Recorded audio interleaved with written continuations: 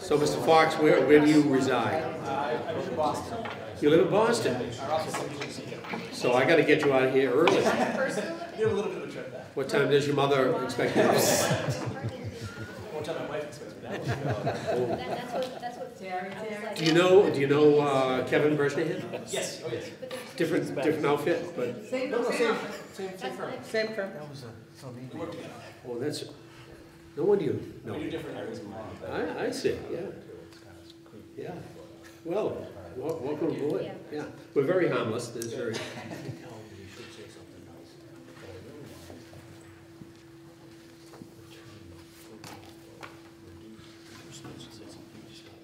Yes. Yes. Yes.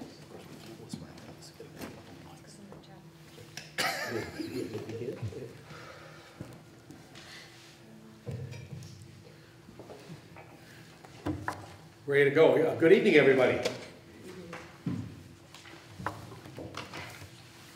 That's my call to order. Approval of the minutes. Could I have a motion? So moved. Second? Any comments, questions? Good minutes. All in favor of approving the minutes? Aye. Aye. Unanimous, thank you.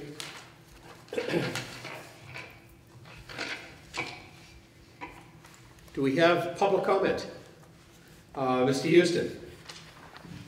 Hopefully we're all mic'd, Richard, so Rich, you just turn that on and give it 5 seconds. Good evening all, Rich Houston. I just wanted to say thanks to the whole team for marshaling through with the budget, culminating in the 2 town meetings. I did want to raise a concern I had at the town meeting, and that was in the midst of the sharing of information in the early stages of the town meeting, there was a lot of information that was provided, I put air quotes around information, that came from non-school personnel that was downright incorrect. And I've got to say, I was tempted myself to get up. You guys would be shocked to know I resisted that temptation. To say something, but I was kind of waiting for it to come from a more official member of the staff. Because my experience has been, having not missed a single town meeting since I moved to town 21 years ago, is that it's not good to leave misinformation on the floor of the town meeting. So I would just encourage us all, as we move into the next round for next year, to look for opportunities to correct some of that misinformation that still is sitting there. So thanks again for all the efforts to marshal the budget through. Thanks, Richard. Just as we proceed on, I realize Amanda, one of our members of the committee, she will be leaving us after this meeting. The election over in Chatham, she chose for a variety of reasons not to offer her name up. So we will be having next meeting a new member from Chatham. So Amanda, I want to thank you for your patience, perseverance, and persistence. So that's a lot of alliteration. It's been great to work with you. Thank you, and likewise, I'm going to miss everybody, but maybe I'll just come and visit some of the meetings. That sounds like an idea. And then I can leave when I want to. Sure. No, thank you so much. And, you know, not to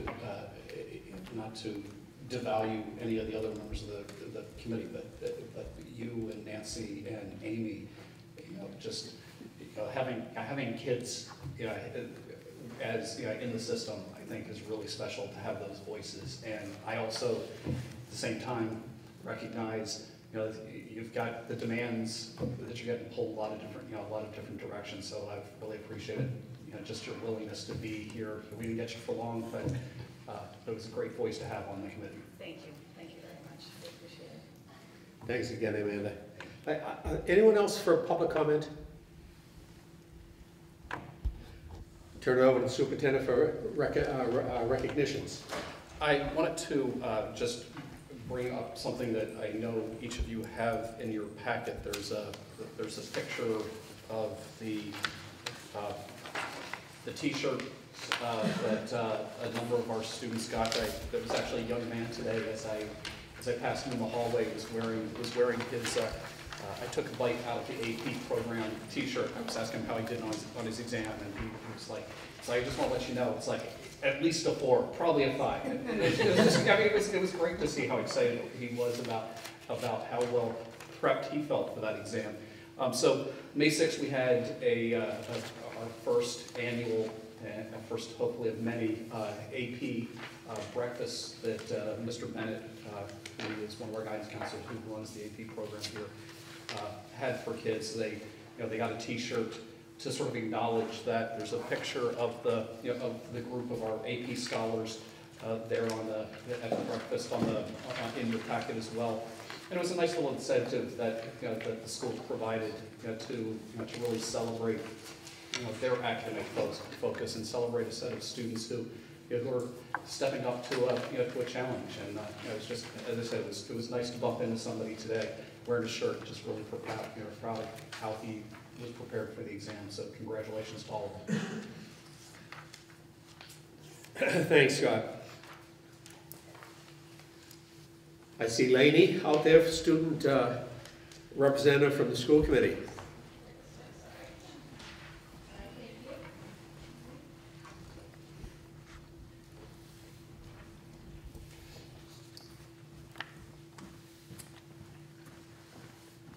Okay, good evening. Hello. Hi. So I'm just going to share the good news tonight. So some things that have been going on lately at school. Firstly, the Interact Club, which is affiliated with the Rotary Club, has been volunteering with the Brewster Treatment Program at the Family Pantry to plant the garden for the spring for the people that utilize the pantry on Saturday mornings. Every other week we go and plant the garden, and we're starting to see some blossoms, so it's promising. Also, as Mr. Carpenter mentioned, AP exams are in the process. Today was English and stats, and I believe that's the end of it. And last week we had history and calculus as well. We also had a pep rally today to celebrate the seniors leaving that Student Council put on. Speaking of the seniors, they have 7 days left, and they don't let us forget it. They have graduation on the 7th. Senior Arts Night is tomorrow night. The art is at the Lutz Gallery from 6 to 7, and the Pilgrim Church for musical performances and such at 7 o'clock. And also May 28th is the spring concert. We had some students that raised money for Nepal. They raised $400 in the past week to go to the earthquake victims. The fishing club is having a tournament on the 17th from 9 to 2 at Nickerson State Park. Also, we have 4 students attending the Rotary Youth Leadership Awards this weekend. It's actually at Brewster Sea Camps.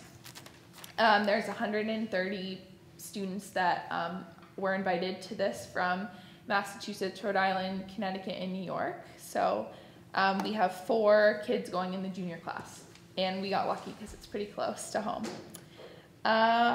Also, the girls golf team is going to the state tournament. And that's all I have. Excellent. Congratulations. Thank you. Thanks. And we have a couple of middle school representatives to give us an update.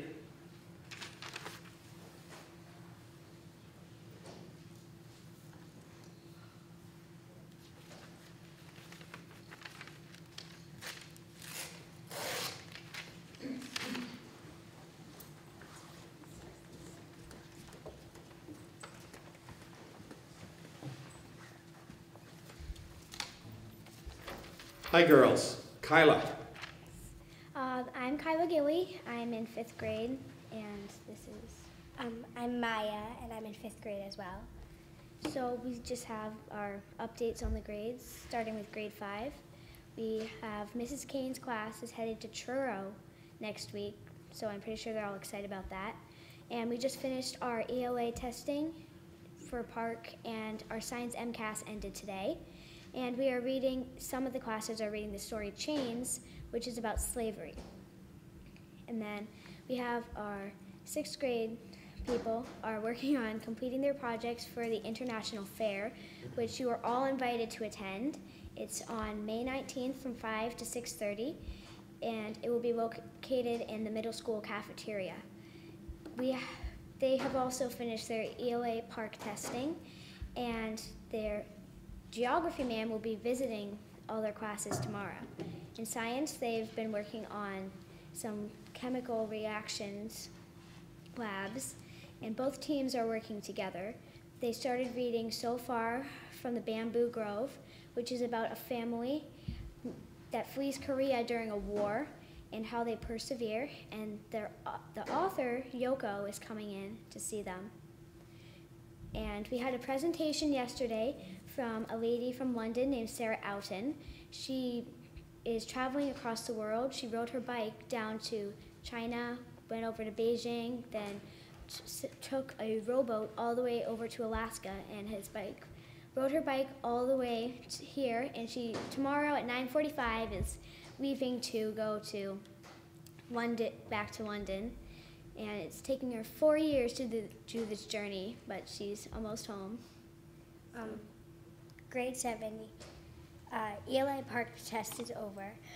We voted for superlatives for yearbook. In science, they hatched caterpillars and are waiting for them to grow into butterflies.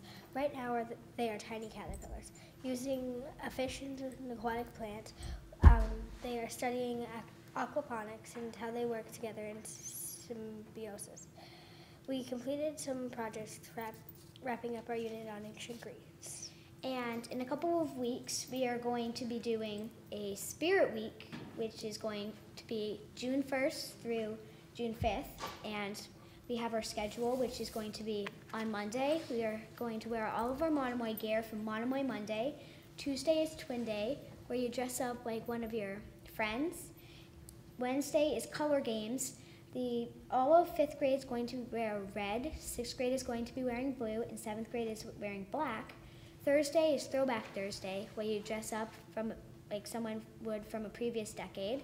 Then Freaky Friday is on Friday, where you come with crazy hat or hair, and everyone's looking forward to that. So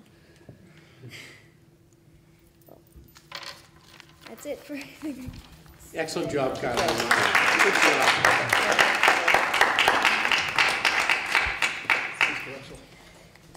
Brian. I think this would be a good opportunity to show our appreciation for 6th grade teacher Stephanie Ray, who I believe is the person who's helped these kids through this. She's been here the last few nights, and I think it's important that we recognize her and thank her for her assistance with these reports. I wouldn't come if we aren't going to have these reports. Stephanie, good coaching. Karen Silver is my other cohort, and we do student Senate together. So. I'd like to pass on to her how much we appreciate it, because your troop is starting to rival Laney over there, and we loved her. So anyway, it's great. Lane, you're going to have to step it up a little bit. Yeah.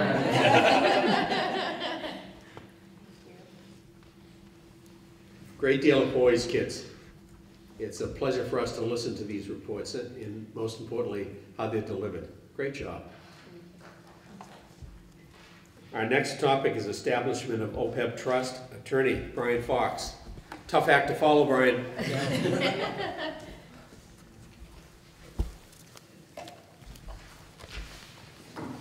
As Terry mentioned, Brian Fox is here from Murphy, Hesse, Toomey, and Lehane, our attorneys. And as you recall, we had a presentation last year from the Siegel Consulting Group, who did our OPEB analysis and presented the information on the amount of money that we are to be saving and putting aside. And we voted the establishment of an OPEB trust. So Brian is here to give us a OPEB Trust Foundation 101 with some information, and there's some important things that need to take place before the end of June, so we can in fact deposit those funds that we had budgeted into this trust. So I will turn this over to Brian. He had a few handouts, and I'm sure there'll be questions, and you can use that. Okay, thank you.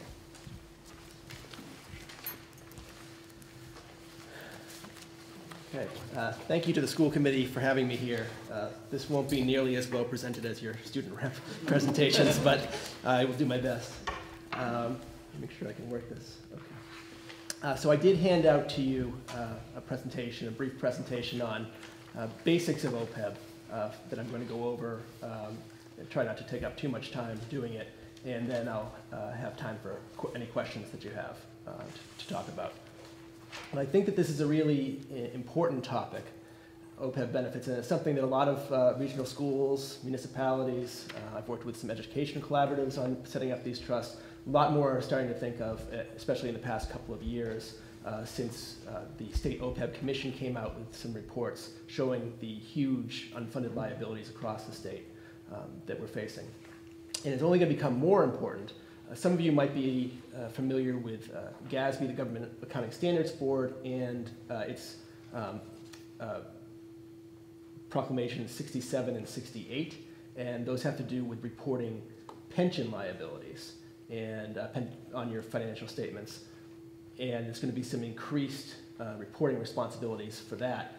That's coming for OPEB too. So in the next few years, we're going to have increased reporting responsibilities for OPEB. And that makes it even more important to start up these trusts. It's great that you're looking into it. It's great that you may have some money to put aside for it. And I definitely applaud you for that. So this presentation, I'm just going to give a brief overview of OPEB, a little bit about establishing an OPEB trust, and then your duties in maintaining your OPEB trust once you have it established. What is OPEB? We're talking about other post-employment benefits, and that is all retiree benefits except for pension. Mostly that's going to be retiree health care, but if you do offer other retiree benefits like life, dental, prescription, or separate vision plans, things like that, retiree welfare benefit plans, then those would fall under OPEB benefits as well, and they could be funded through this trust as well. The next couple of slides I have just have some numbers about the big liability that we have. This is from 2012 numbers, just because that's what the OPEB Commission was working with, but you see that the state itself had a $16.7 billion unfunded liability. Municipalities, which would include regional school districts, had a total of $30 billion. And that liability they found was greater than the unfunded liability for public pensions in Massachusetts.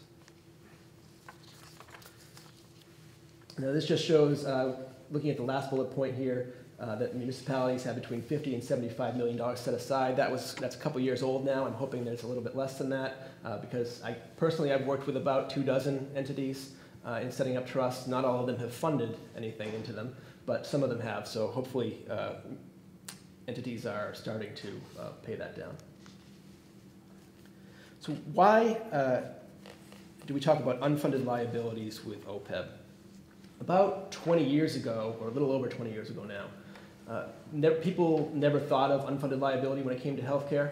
Unfunded liability was something that was known about for pensions, but in a lot of places, retiree health benefits were not considered to have an unfunded liabilities because you could stop having retiree health care benefits. That's not actually the case in Massachusetts. Once you start offering them, there's no provision that allows you to revoke that. So the state law doesn't actually allow you to stop giving retiree benefits at this point. There have been bills in the past, and I think there's one in the legislature right now to change that. I'm not sure that it's going to go anywhere, though. So about 20 years ago, FASB, the Federal Accounting Standards Board, which handles the private sector, came out with some proclamations about that there was an unfunded liability for retiree health care. That led a lot of private sector employers to stop offering retiree health care. But in the governmental sector, the Government Accounting Standards Board in 2004 came out with its own statements and said that this is true of the public sector as well. That hasn't led to the same disregarding of retiree benefits in the public sector. But it did say that there was a huge unfunded liability, and one thing that they said you could do about that was setting up an OPEB trust to try to fund your unfunded liability. So municipalities in Massachusetts we're talking about here, and when I say municipality, I'm referring to regional school districts as well in this situation, that offer OPEB benefits. You're not required to set up an OPEB trust fund. It's not the law that you have to set one up. It's not the law that you have to, if you do set it up, that you have to fund it, or that you have to fund it annually, or that you have to give a certain amount each year. But when you do set up the trust, there are certain rules that you do have to follow for maintaining that trust. Now, I know you've already adopted the local option in Section 20, so I won't spend any time with this, but that's the local option that allows you to set up a trust, and I believe that you did that last year. And skip. And I think we helped with drafting those motions, so I believe, although I haven't checked, that you had the right motions in place to do that. The custodian of the fund is either the treasurer or the state healthcare trust. So in your situation, it's going to be the treasurer for now, but you could change it to the state healthcare trust in the future if you want to. In order to start with the state healthcare trust, you need to have at least $250,000 in your trust. So once you get to that level, you are eligible to join the state healthcare trust if you choose to. And they invest their money with the PRIT fund, which is the state retiree pension fund. And what that gives you is it gives you some economies of scale. It allows you to invest with a multi-billion-dollar fund that can get you into different investments and hopefully get you higher returns. But I can't, I get this question a lot, well, why shouldn't everybody go into the state healthcare trust once they get to the point where they can get into it? That's not something I can say that is the right thing for everybody, because as trustees of this trust, you will have fiduciary duties to make sure that you are acting prudently, and part of what that is doing your due diligence and checking all of your options before you make the choice. State healthcare trust might be your best option, but it might not be either.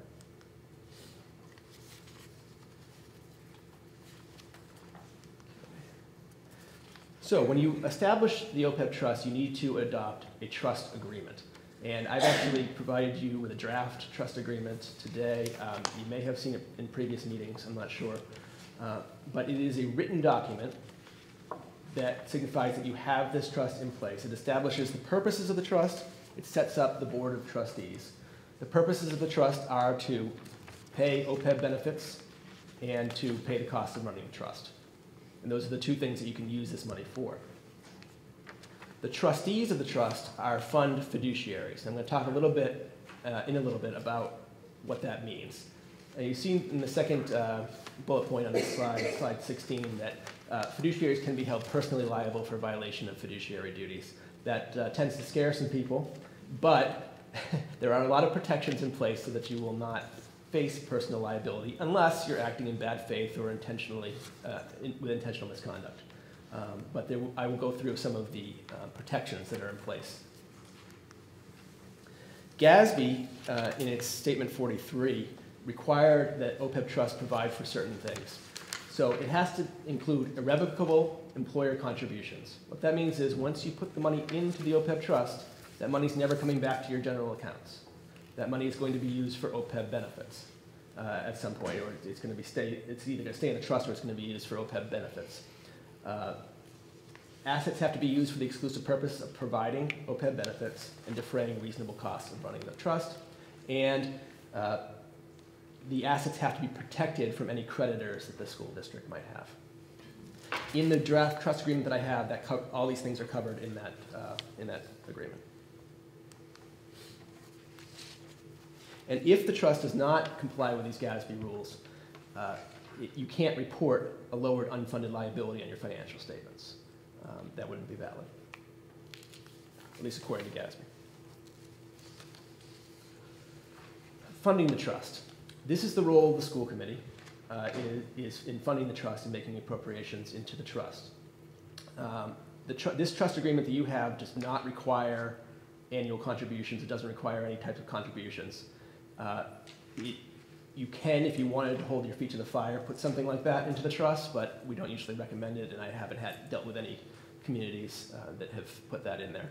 But basically, it allows you to put money in when you have money available to put in.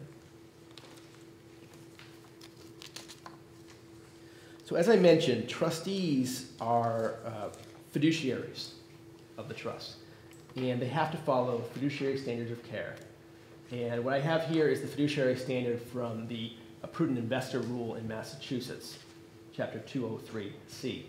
And I won't read this whole long-winded definition, but and some of you may be familiar with this type of standard, some of you may not, but what we call it is a prudent expert standard. Sometimes you may have heard of the prudent man standard, the prudent person standard.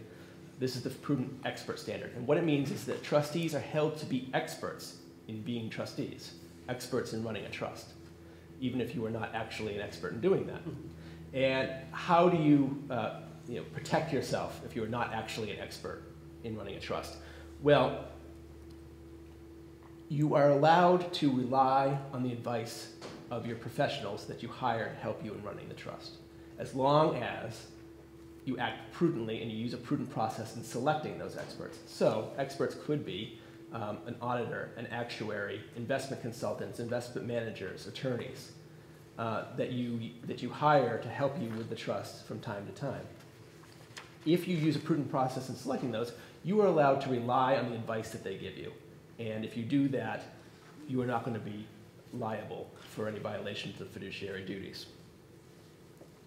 Also, with regard to protections for fiduciaries, for trustees, you can have fiduciary liability insurance that can be paid for that will cover the trustees basically in all situations for a breach of fiduciary duty unless you're acting in bad faith or you're engaging in intentional misconduct.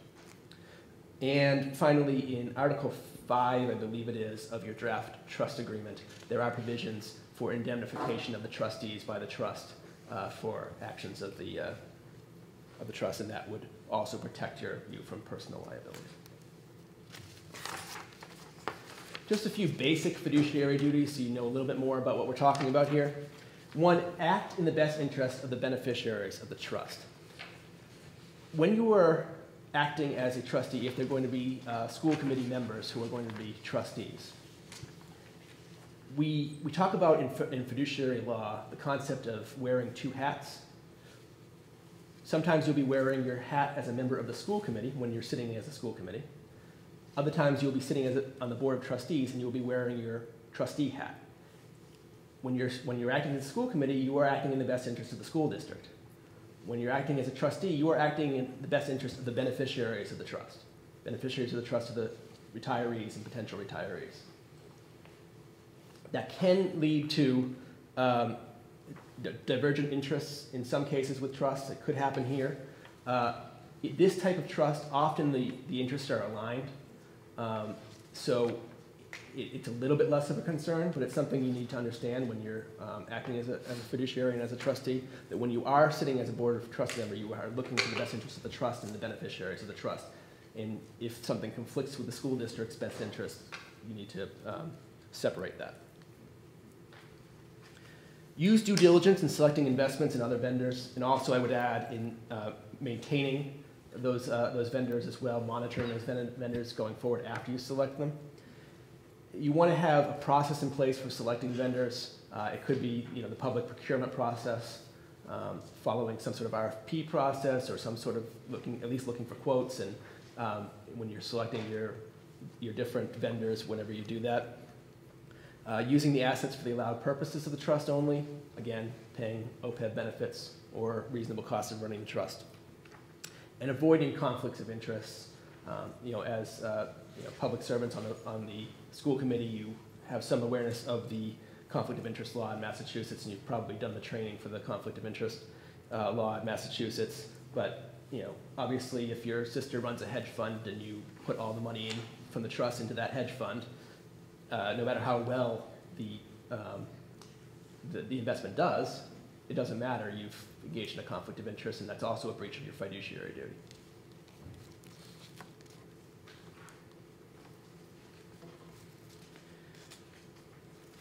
One thing I like to say about this as well is that when it comes to fiduciary duties, it's the means, not the ends.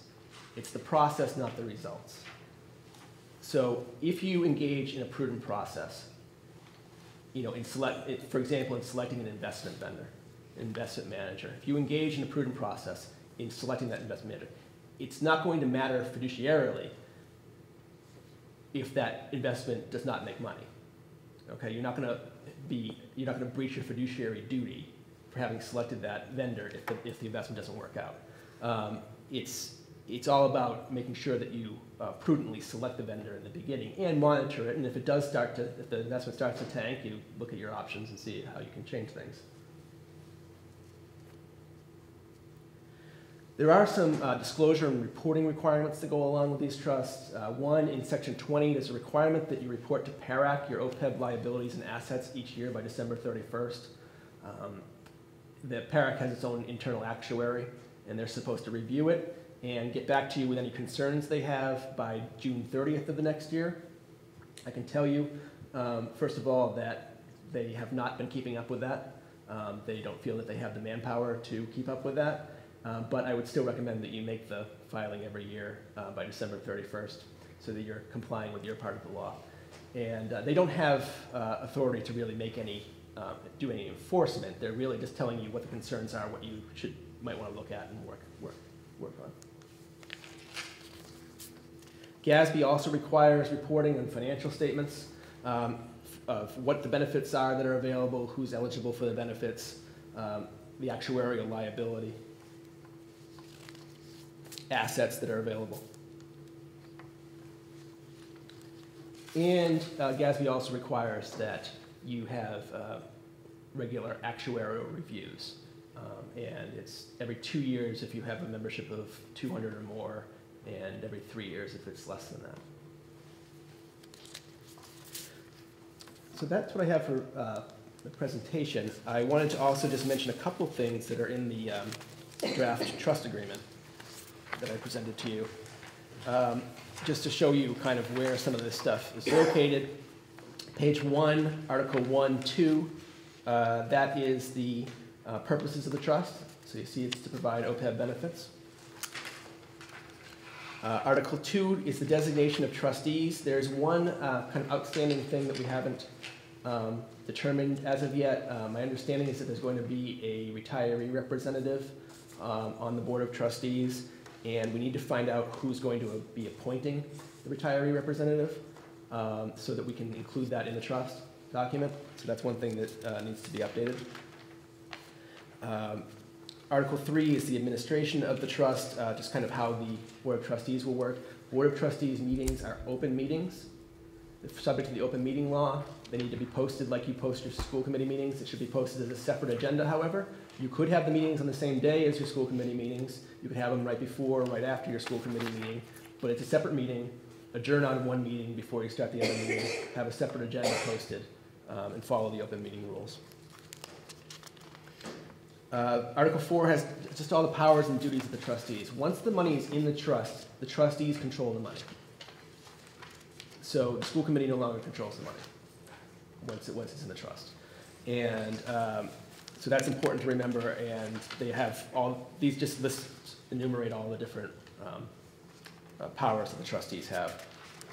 Article 5, as I mentioned, was where this limitation of liability for the trustees and indemnification if they're acting with good faith.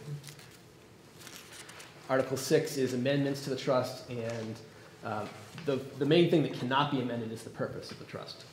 But otherwise, and the trustees are the ones that have the power to make the amendments to the trust, so if there are amendments from time to time that are needed, it'll be the trustees that vote on that. And that's it. The first trustee meeting with the first order of business will be to adopt this trust agreement. Once this will be after the school committee approves the form of the trust agreement. But the adoption of the trust agreement will happen by vote of the trustees. They will also vote to adopt a investment policy as well. That will be in the first meeting as well, to allow the treasurer to invest the assets in line with that investment policy.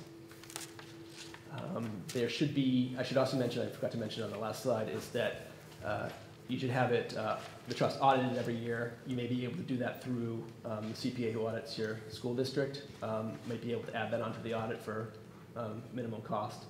But you should have that done annually as well.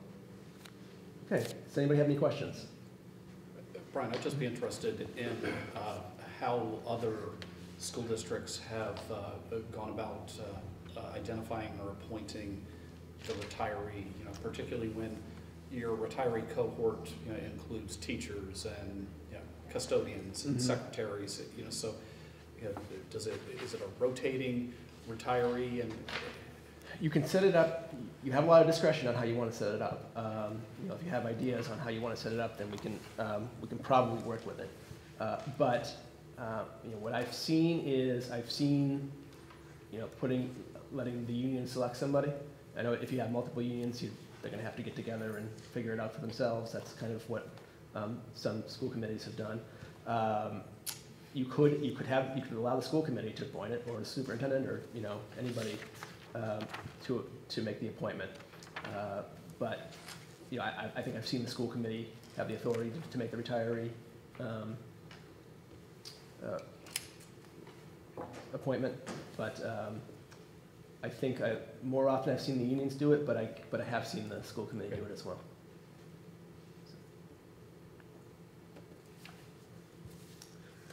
You're right, Brian. I understood Kyler and Maya's report. Although you did an excellent job. It's unfunded. Give me a brief 2-minute history as to what happened in the last 20 years, that all of a sudden we're familiar that some communities that are very affluent were able to take out a loan and catch themselves up with millions of dollars. And others have to start small, even though the unfunded figure is well beyond the horizon. Right. Well, I mean, the unfunded liability was always there. It just wasn't recognized. And it wasn't, the way people thought about retiree health care was a little different, maybe a little over 20 years ago. Obviously, it grows and it changes over time, so there's most likely an increase, most likely a larger unfunded liability now than there was 20 years ago. But you're right that some communities have been able to do it through loans. I think that there's a lot of thought that needs to be put into something like that, getting that kind of loan. It's a complicated thing, and I believe potentially, and I don't want to say for sure here, but in some cases you may need to get special legislation passed to be able to do that. So that has happened, but across the state, the vast majority of municipalities, school districts, have little to nothing put aside for this. And it's only now, in the past few years, I mean, it was 10 years ago that GASB came out with these statements. 2 years ago that the State OPEB Commission released its report. And it's just becoming better and better known now, but it's been an ongoing problem that just people weren't really familiar with before. Brian. How you doing? Yes. You had a slide that was entitled GASB 43 requires that OPEB trust provide for. If you could bring that back up, I have a question about that. Yeah. Okay. Are there any, in comparing that to the draft trust, are there any other requirements either from GASB 43 or other state law or regulation about what the trust has to consist of? The terms of the trust, are these the only statutory limitations on the terms of the trust? Well, these aren't even statutory, Okay. but they are what GASB expects, and GASB's And they won't approve pronouncements it if they don't have are it, right? regarded highly. So it's not, they are essentially requirements of the trust, and we wouldn't recommend a trust not having those requirements. But you have, the state requires that you follow the prudent investor rule and in the fiduciary standard that it has. That's in section 20. Because you have this separate section, it doesn't have some of the restrictions on investment that are there for other public entities and other types of public trusts. This is a separate thing, and it allows you more leeway in what you invest in, as long as you are investing in accordance with the prudent investor rule. You know, otherwise, you just have your, you know, basic fiduciary responsibilities, and I'm trying to think if there's any, there aren't any other, you know, statutory requirements. So the specific terms of the trust that we adopt has to meet these requirements, but the terms of the trust itself, we could adjust as needed. Yes, oh yeah, there certainly are changes you can make to the draft that we have presented you with. You have a lot of leeway, like for example, you can set up your board of trustees basically however you want to. You can put different either restrictions or powers on the trustees, that kind of thing, to a point. I mean, we wouldn't recommend a lot of restrictions on what the trustees can do because they need to have kind of authority to act with regard to that trust. I mean, you could put restrictions on when the money can be paid out, if you wanted to make sure that the money stayed in the trust, because I mean, the idea behind the trust is to build up the trust. It's not to use the money in there for 30 years or more until it's fully funded. But you can, in an emergency situation, use that money to pay OPEB benefits if you needed to, if you had a budget emergency. So for example, the section of designation of trustees, those are recommendations of your office as opposed to specific requirements. For example, the suggestion that there be a retiree representative, is that? That's not our suggestion. This was based on working back and forth on who the Board of Trustees would be. There's no reason why it has to be set up this way. There's no reason why you have to have a retiree representative on the Board of Trustees if you don't want one. I've worked with some that have them and some that don't. It's really up to you. But one thing I would recommend is that you try to limit it to probably one, and that the school committee may want to have enough members on the Board of Trustees to kind of have control over it. I would suggest that. Thank you. Brian, on slide regarding prudent investor rule, would in our case, who would be the point person? Would it be, for example, we have a regional treasurer, right? We have a business manager.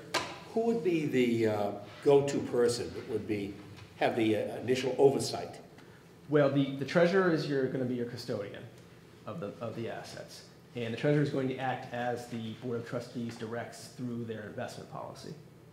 So the Board of Trustees, the treasurer will be the one that is actively making the investments or putting it into interest-bearing accounts or mutual fund or any other bigger investments that you can make once you have more money in place, diversification. But that'll be in line with the policy that the Board of Trustees adopts. So they have to act with regard to that policy. You also mentioned that some groups that oversee the OPEB, you could have an insurance policy for coverage, protection. Where would the premiums, where would we gain the money to pay the premiums for that insurance? Out of our operation budget? You can use trust assets to pay for that, or you could use your operations budget to pay for it. That's one of the reasonable costs of running the fund. That insurance would be, as long as you look at your options, get quotes, and find out what the cost should be for that type of insurance.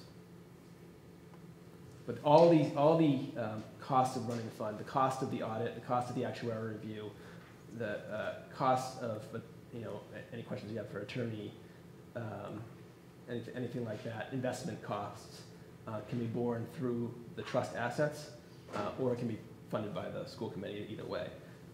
But when it comes to using trust assets, you just have to make sure that you're using a prudent process in selecting the vendors.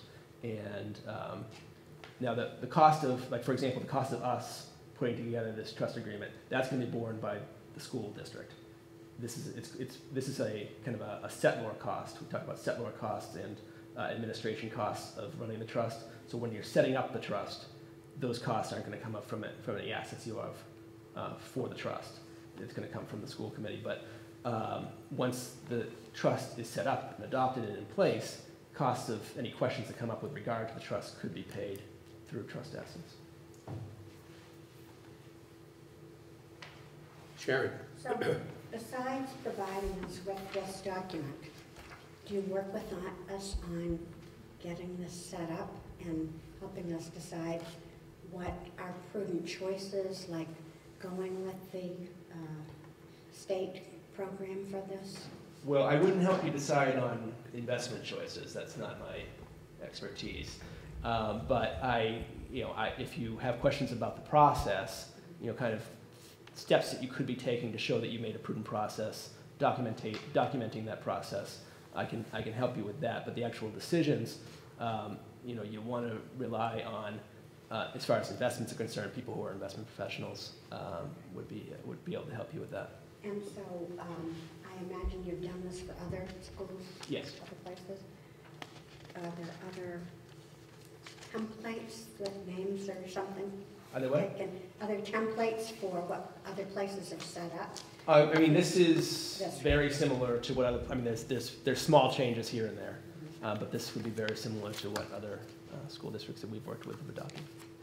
And I think largely, internally, we would rely on, Don, our treasurer, to help guide us in those initial steps on being prudent investors. Okay. I'd love to always know what other places are doing that have already done it before us. Brian? If I remember correctly, it was an item in our budget this year to fund, make some contributions to OPEB, which will begin July 1st. So do we need to have this approved prior to July 1st so that we have a place to put the money? I mean, I would recommend doing that, having this, as I said, the school committee would approve the form of the trust agreement, and then you would have your first Board of Trustees meetings to adopt the trust agreement. The treasurer could set up the account to put it in, and it could be deposited. Obviously the school committee votes to put the money into the trust, so that'll be another vote that you would need. This may be a question for our business manager, but I suppose the fact that we've approved that we've approved a budget that includes a line item for that does not mean that particular funds as of July 1st are automatically for that, right? So we could fund it as needed later in the year. Right. Okay. And keep in mind, we did put in the FY15 budget. I was thinking of that, but I didn't want to ask where that money went. So. And when we set it up, I would bring either Dawn or I would bring forward a motion just so we would acknowledge that we are depositing or moving those funds that we budgeted into the trust. And in terms of the meetings, the trustees, how often would they need to meet? Sure, yeah. They have to meet at least once a year. I would recommend that they probably meet quarterly to review what's going on with the investments. And it can be, sometimes, especially at the beginning, it can be a very short meeting. So that you have records of it. You want to have, again, an open meeting, minutes of the meeting should be taken. And again, it can happen before or after a school committee meeting if that's convenient.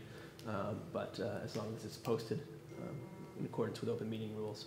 So yeah, the document that I gave you, it requires an annual meeting, at least once a year meeting, but I often counsel that quarterly meetings might be better and show that you're actively monitoring what's going on with the trust. Here.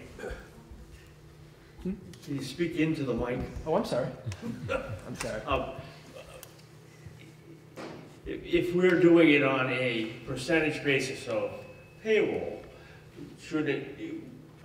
would we be better off waiting till we have an audited year before making the contribution into the fund?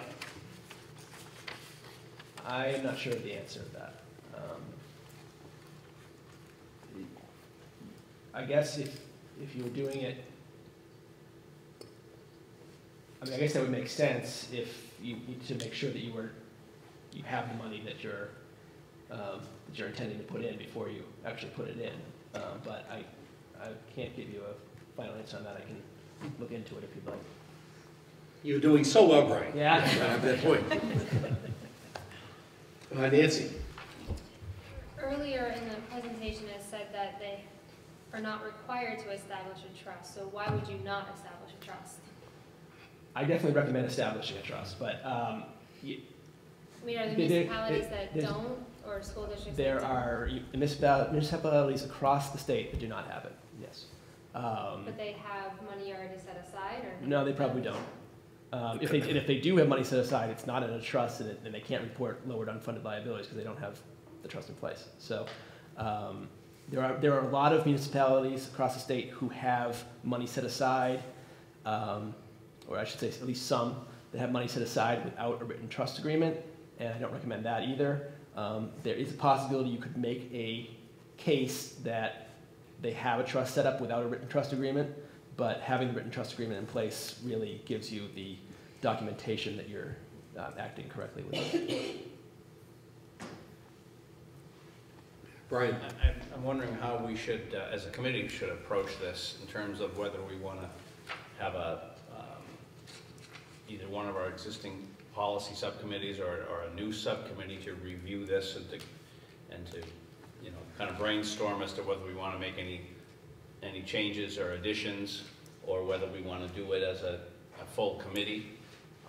But obviously we haven't seen this till tonight, and I know we wouldn't vote on it anyway because we would always have a couple of hearings before voting on it. But I guess I would ask that everybody obviously read it, and maybe by the next meeting we could discuss whether we want to have some other more specific procedure, or form another subcommittee, or deal with it with an existing subcommittee. I think it's a good idea, Brian, if I would also add to that,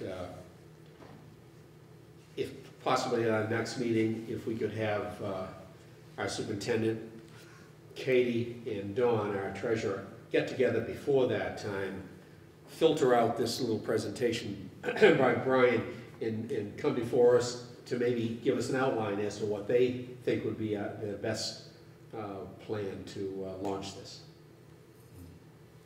I think it's fortunate in that, and this is all new to us, and I know there are dozens of communities that have somehow financially just ignored this, and when it comes time for them to pay Peter's pence, I don't know what happens, so we say yes to it, we put in a small amount, and we launch it. And it's going to take years and years. We're fortunate in this sense that our treasurer has, with Katie, has been daily, or at least weekly, looking at this project that we're sitting in right now, this $59 million construction. And he and Katie, they've been crossing the T's and dotting the I's. So this is on the home stretch, another 10 months maybe. So it kind of comes at a time when maybe, because I'm thinking as I'm listening to you, where is this work going to come from?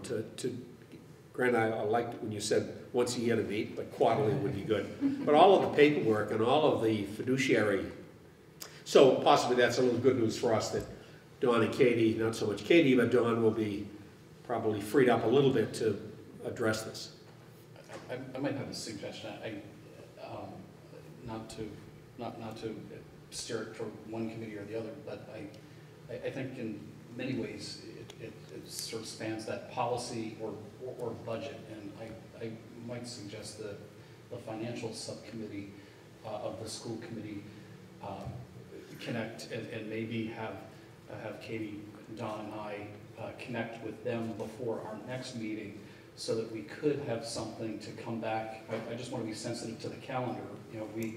We really only have 3 school committee meetings left in this fiscal year, and if we're having something that's policy-like, we'll need 2 meetings to have it come through the school committee, and then we need to subsequently vote to set up and establish the trust, and then ideally move some monies from FY15 into the trust and move monies from FY16 into the trust.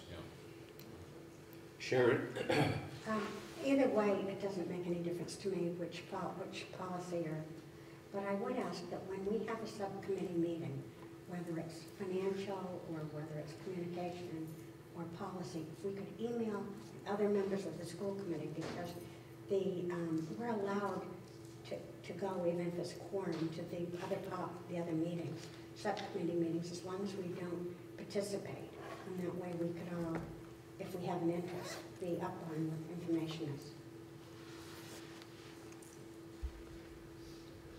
Okay, yeah.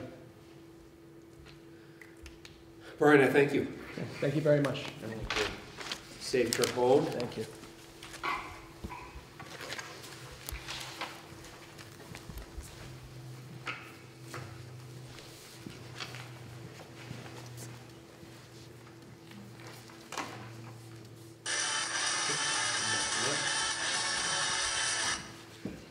Now for Dinston.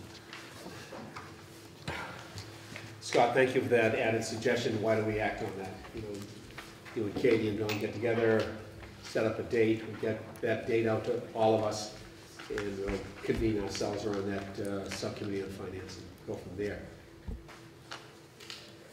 The second item under reports and discussion, the Monomoy Regional High School athletic policy, which we have a cleaned up version of what we discussed a couple of weeks ago in our folder. So Barbara did a nice job of taking the comments that were made at the last meeting and incorporating them into what's in your folder, and I believe this went out to you by email over the last 2 days. But the lights. Would it be possible just to highlight those changes of what was changed from last time? Yep, Brian had suggested that Article 5 of the old copy be incorporated into the first article because it was the same, except for with regard to the interscholastic aspect of it. And that essentially was the only change, I believe. A couple of little typos that I didn't make. But I do believe that really was pretty much the only major change to it, was moving number 5, incorporating it into number 1. The development and organization of an interscholastic and cooperative athletic program. Brian? I would move that we approve the proposed athletic policy. I'll second it. Further discussion? Hearing none, we'll put it to a vote. All those in favor of accepting the policy on organized interscholastic athletic programs? Aye. Aye. Opposed? Thank you, it's unanimous. It's not unanimous. I'm opposing it because I don't think we should be charging parents. Could that be noted in there, the reason for my voting no? It's not the whole policy, I just don't like the idea of charging for things in public education. I think it's a slippery slope.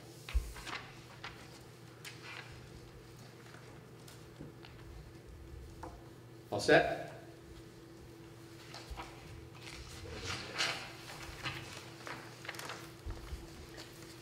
Next, item 3 under reports and discussions, monthly financial report. Katie?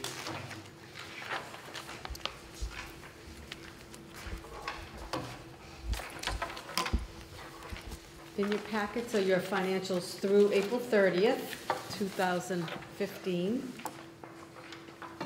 And we have an unencumbered, unexpended balance of $214,080.75. I feel like I should sing. We're I've said before, we're coming down to the home stretch. And you'll see in the revenues, we did receive the $2 million ban, for the next phase of the financing of the project. So that was reflected in the revenues. So I don't know if anyone has any questions about the financials. We're wrapping up FY15.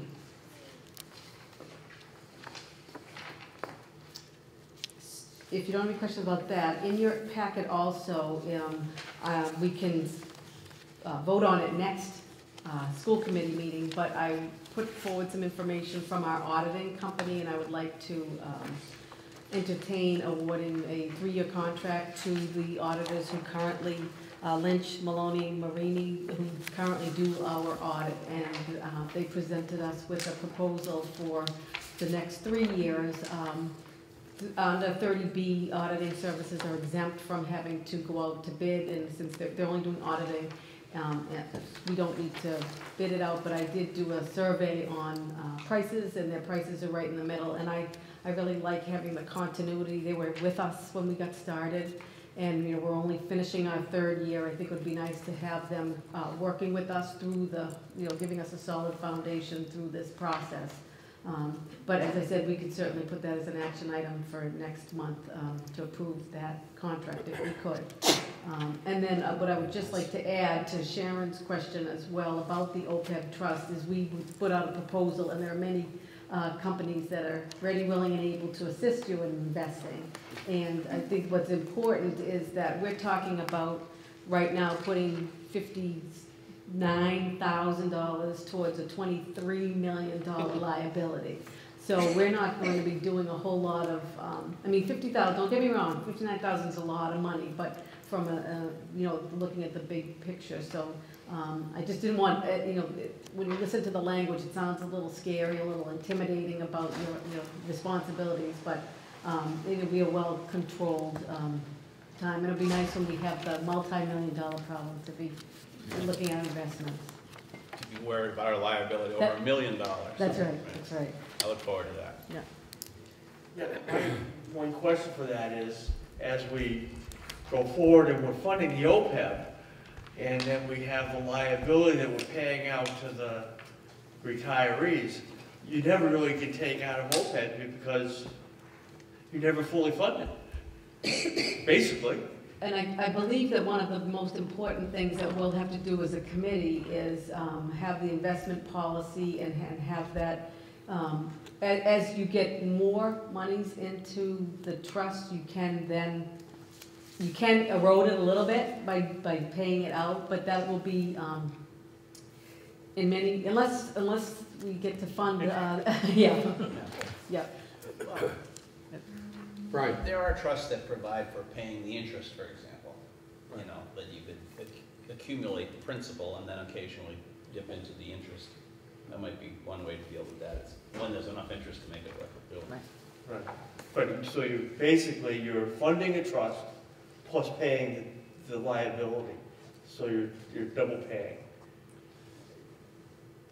Well, you're saving for, and also you have to pay the current retiree benefits. Right. You're saving for the fact that more and more people are going to be retiring. Look at this year.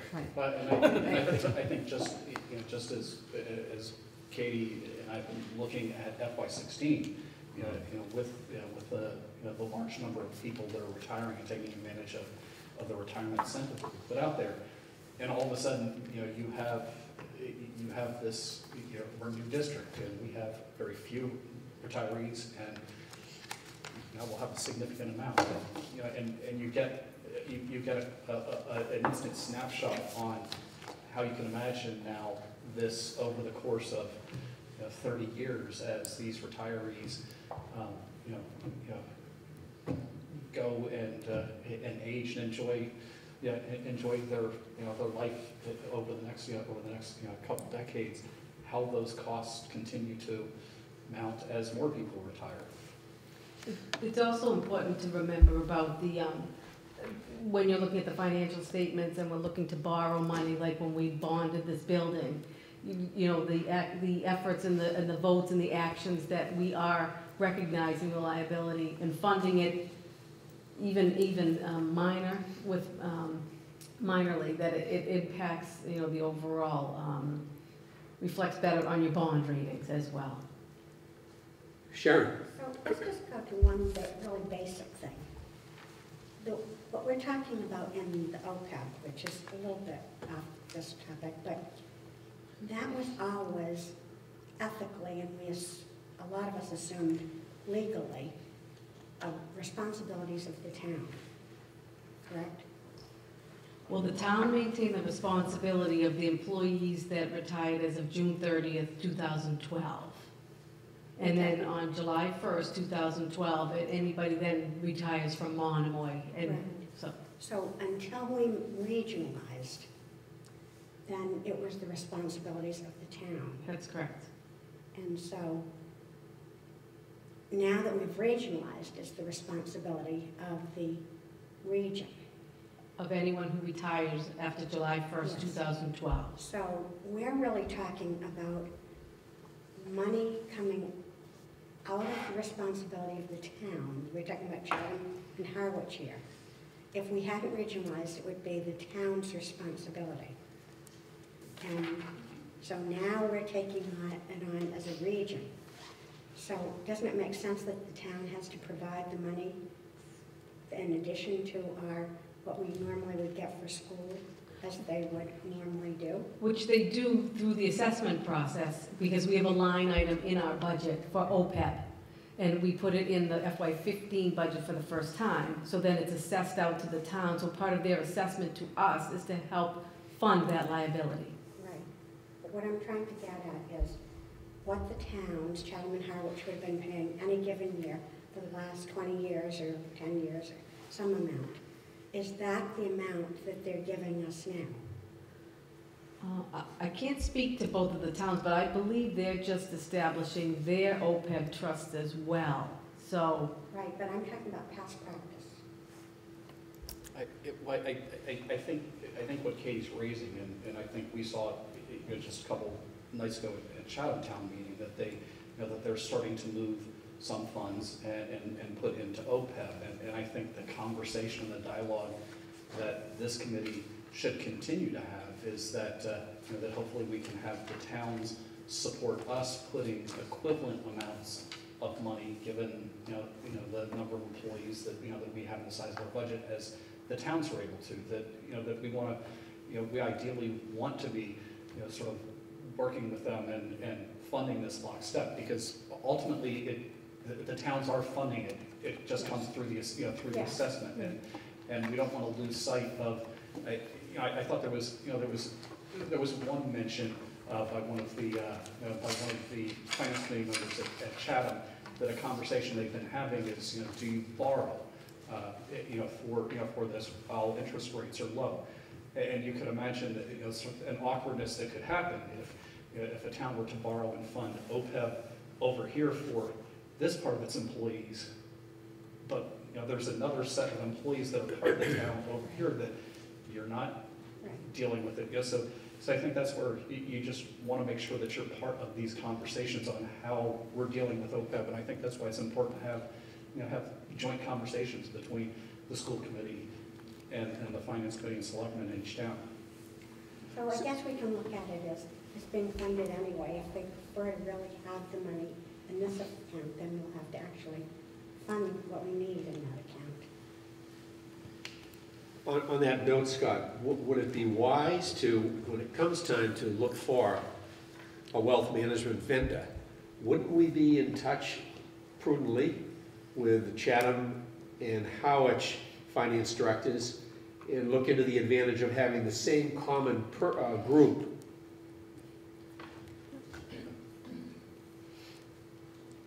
I was right. I'd say but also it's frightening. We share a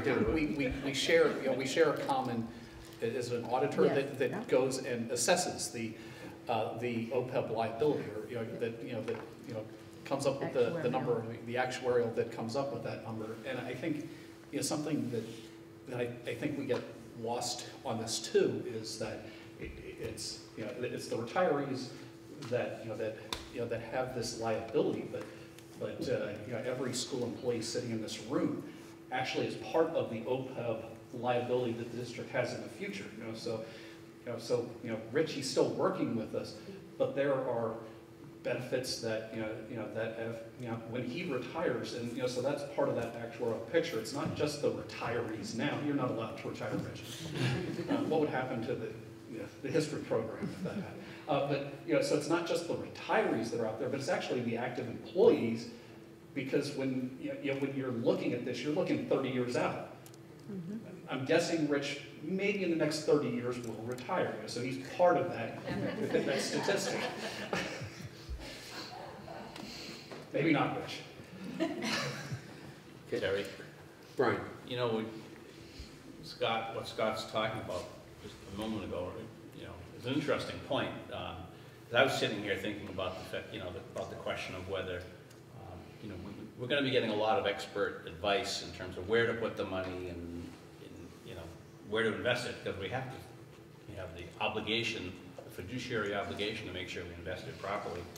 And some of you are maybe aware that the town of Wellfleet has already made the move of borrowing what they anticipate to be their OPEB obligation. And so it occurs to me that would be something we would want to get some expert advice into the cost-benefit analysis of doing something like that. Because of course, if you borrow the money, you have to invest it somewhere where it's going to earn interest, and at the same time, you're paying interest on the loan.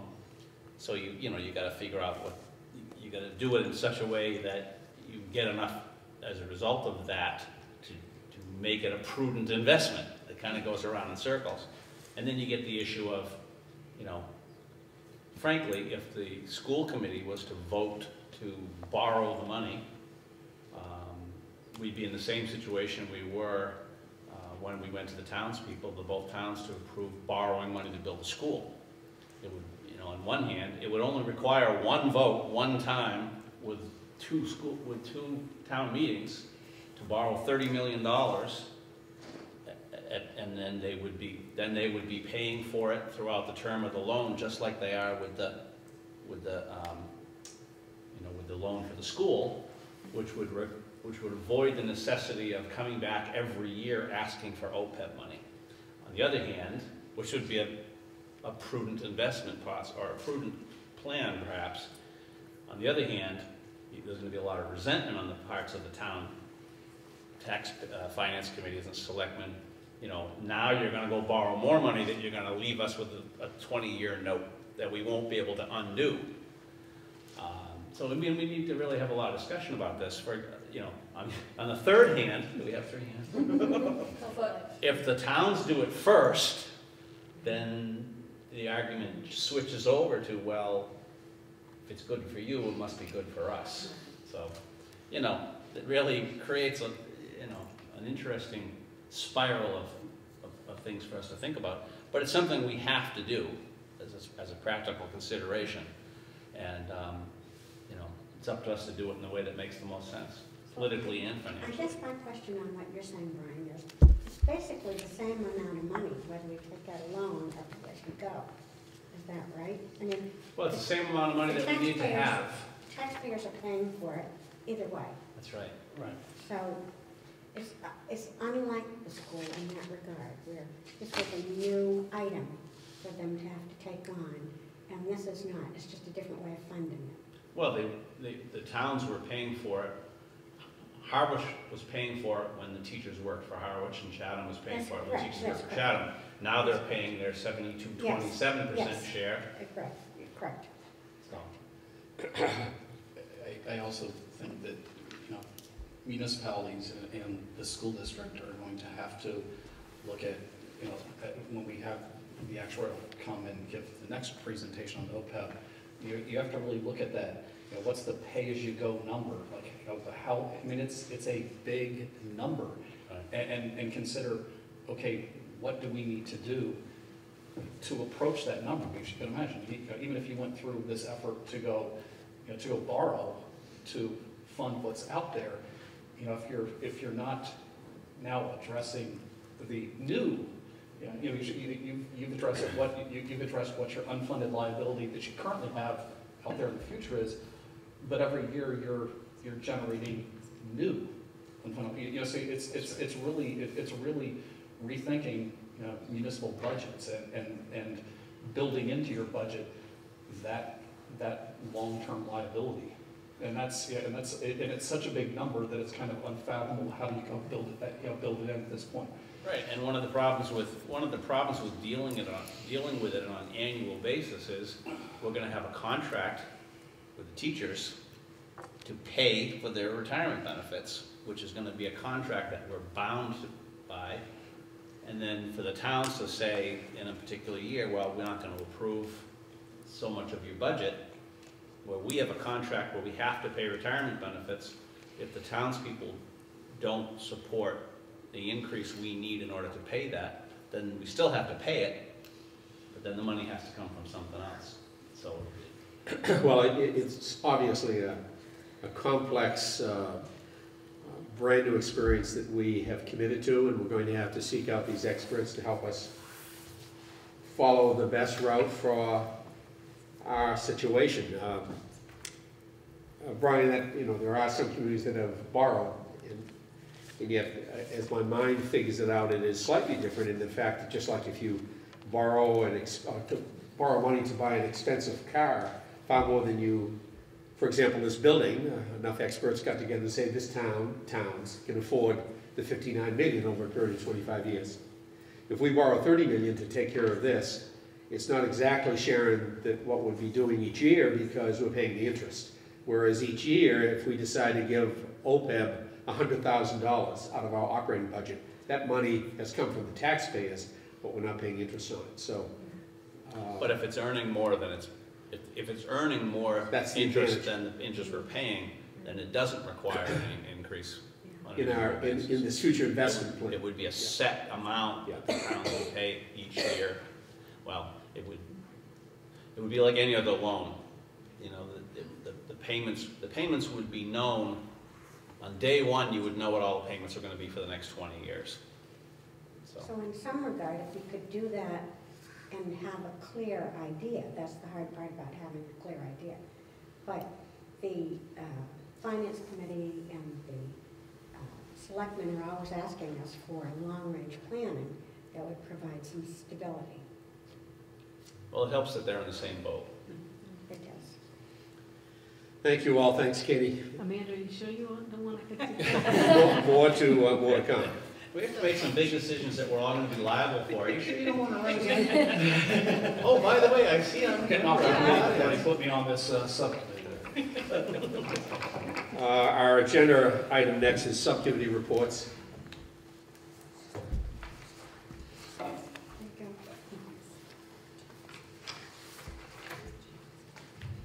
We're all caught up?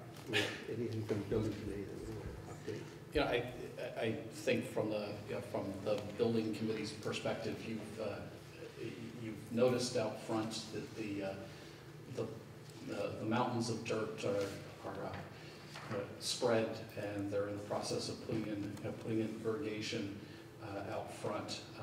So there's some white pipe, and they're digging the trenches to irrigate the front fields. It'll take 3 growing seasons before those fields are really useful to us, but over the next month we're going to see them go from dirt to grass, and we need to get some more water on those. I was noticing today that there was looked like it was in the dust bowl because it's pretty dry, and we had a nice healthy Cape wind coming across today. There's also a number of areas of concrete that are getting repaired, where there's some bad pours. I think some people would notice out by, just as you're walking in from the rear doors and coming across the sort of island that they'll be fixing.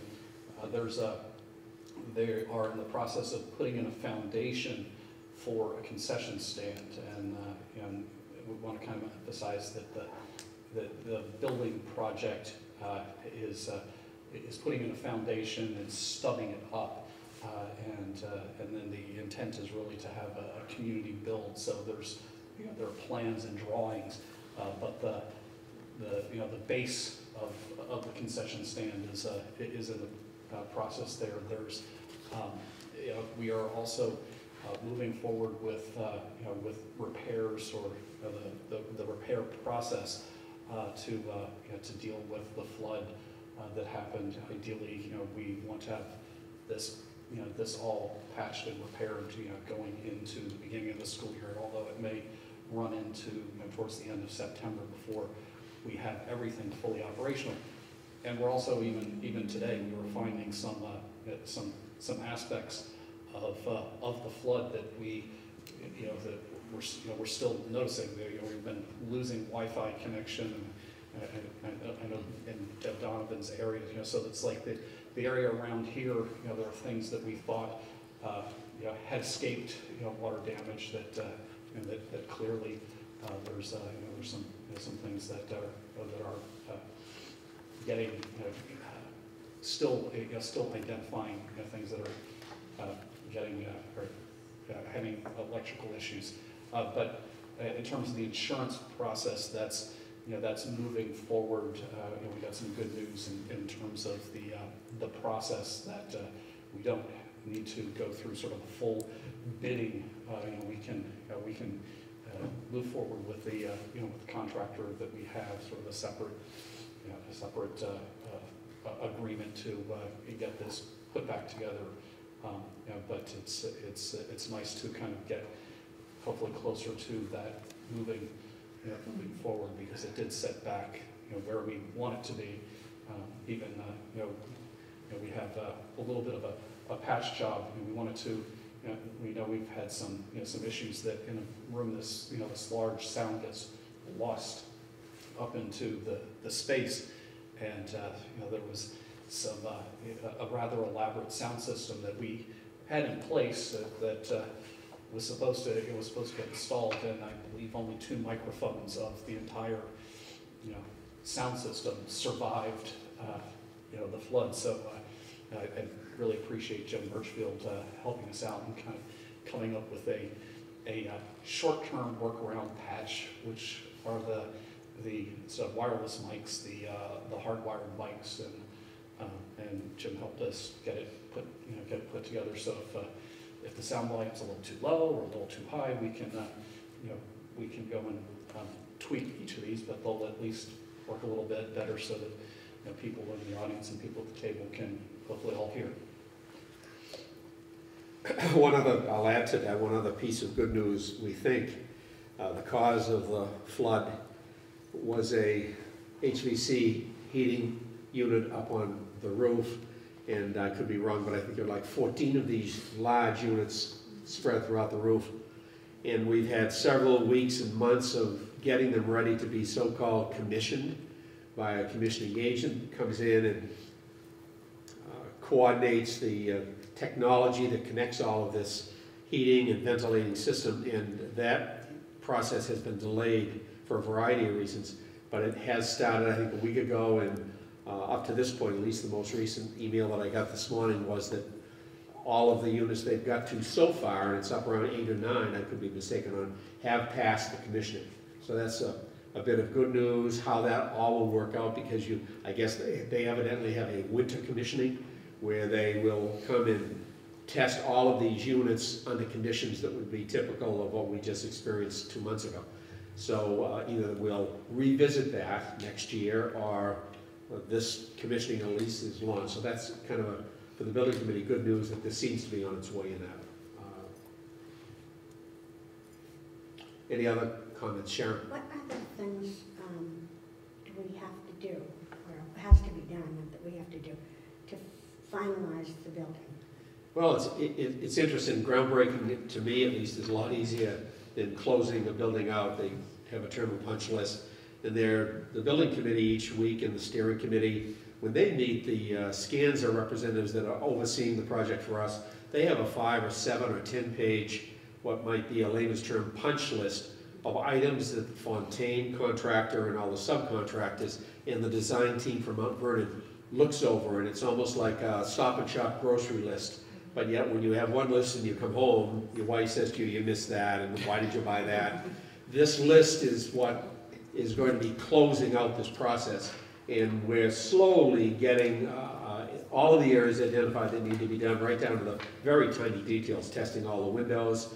So that's the process. Are we there yet? No. So hopefully by the end of the summer. It's not noticeable things. Well, I think it's noticeable, and it varies from the big and noticeable, like a 4x4 area of concrete that's clearly crumbling and didn't get the right mix compared to other concrete around it, and so that those things are getting getting removed. But it's also on the back side of the building. You have this, the lettering that says Monomoy Sharks, and there was like one O that was put in upside down so that the sheen on it at night didn't look like, I mean, so it's the superficial to the, to the real, okay, yeah. And even Ed was commenting before we came in here. It's like, just it's a question that I want to ask tomorrow. Sort of, is the grass outside the building ours yet, or is it still the contractor? Because who should be mowing? Do I need to prod our guys to mow, or is it still the contractor? Because there's certain things that that aren't quite turned over to us, and I think some areas of the grass were sort of weeds last fall. Winter came. We didn't accept weeds. We accept that they're going to go back in till reseed, water, irrigate, and have it be grass, and then it becomes ours. So there's aspects of this project get turned over to us, and they become ours when they get delivered as as in specs, and not that we're going to have a bumper crop of weeds in a quad. Okay, thank you. Superintendent's report. Just the good news is, as Rich said, the budget passed at our 2 town meetings, which I really appreciate the parents and community members that came out and supported that budget. We also have the elections happening in our 2 towns. There's an uncontested race for school committee in Chatham, so we will be at our next meeting welcoming one new school committee member to our group. In Harwich, we have a capital exclusion vote that will be happening for $184,125. That is Harwich's share of our $250,000 capital expenses that were in our budget. So so again, that's something that we need the community support and parent support to come out and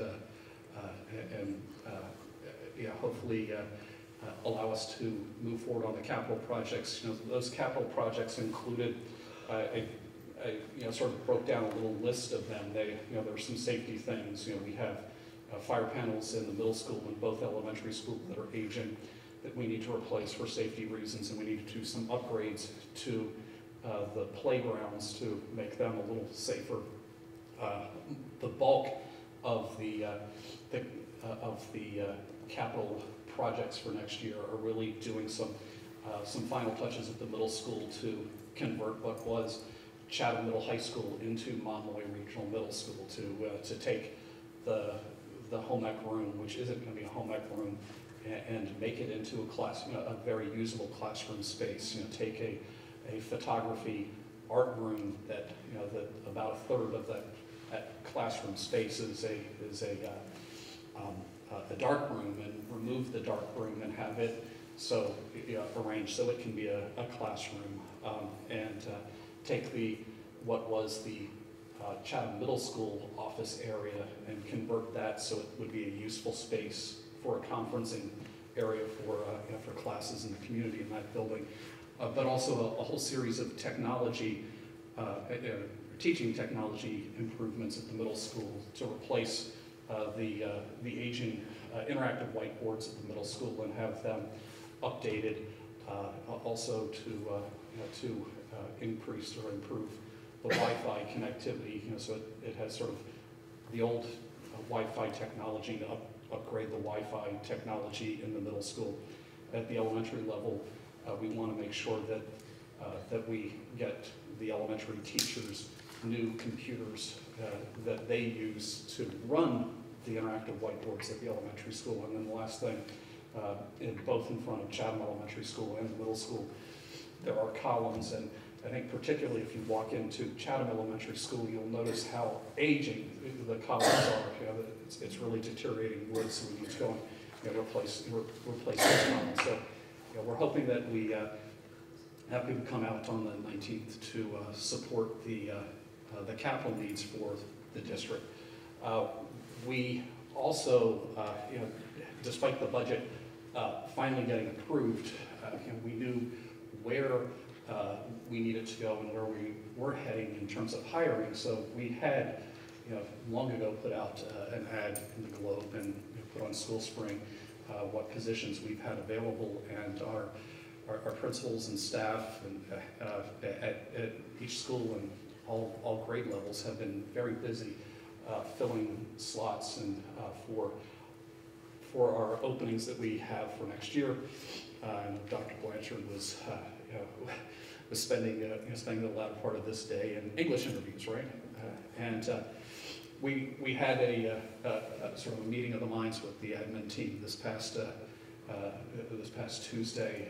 Just with me sort of emphasizing to the group, fiscally, our goal has always been to make sure that that we're hiring staff, hiring the best teachers we can, but also trying to keep in mind, just the budgetary place we need to be. We can't offer early retirement incentives to teachers that are Master's Step 14 and turn around and hire teachers that are Master's Step 14. and sometimes, and the thing is, you need to create some balance. Sometimes the best person in the pool is Master's Step 14, but then you need to make sure that you're balancing that off with a number of, let's say, Master Step 2. And so the financial plan that we had put in there in this 5-year plan was, if we did the early retirement and averaged Master Step 5, that we would be in a good place. And I have Kate give me the evil eye. It's like, so we were just making sure that we're following in this this zone to make sure that we're fiscally in a good place for the next years to come. So we've it seems that we're accomplishing that, and at the moment Dr. Blanchard's just sort of shepherding it through the last phases. I meet the first of the finalists from these hiring processes tomorrow, and they'll be coming for days and days and days after that, because we have including support staff, we have over 30 people retiring from the district this year, and we talked about a budget that has a net 10 reduction, which means there's at least 20 new people that are coming into the district as well. So that's something that I know there's a lot of, it's taken a lot of time with the principals and also the staff in a variety of different departments. So I appreciate all the work that they've been doing there. I also wanted to just take a moment to talk about transitions, and we'll call it transitions to elementary school, transitions to middle school, and transitions to high school. And I think I'll just turn it over to Sam for a second to go talk about where the transitions to elementary school are going, and when students leave Sam and Chatham Elementary School, what that process is going to look like as students transition into middle school. And Bill's not here tonight, but I'll give a quick primer on where that's going, and I know that Bill wants to come at our next meeting and really sort of formally present what that high school plan is. A little taller. Good evening, how you doing? This is that time of the year where everybody gets a little bit anxious, everybody gets a little bit excited. Some of us get a little bit sad because everyone's going through a phase that's part of life. We're growing up and we're moving on. If we've done a good job, our 4th graders are ready for the 5th grade and the middle school. Likewise, the middle school to the high school. And if we do it right, our incoming class of kindergartners will be ready for the first day. Those elements never change. We stress the exciting part We get very excited about their moving on, but we also acknowledge that they may be a little bit anxious. And we also use this time to reassure them that everything's going to be okay. And the things that we used to do in the past may look a little bit different, but the fundamental aspects of that are still in place. So for example, we used to coordinate in Harwich a day between grades 4 through 11, where we literally moved one grade out of the building to make room for another grade to come in, use the lunchroom, and so on and so forth. Again, trying to help the children be comfortable with their new settings, be excited about the new change, and reassure them that we had plans in place, but it wasn't all final yet. This year, something new.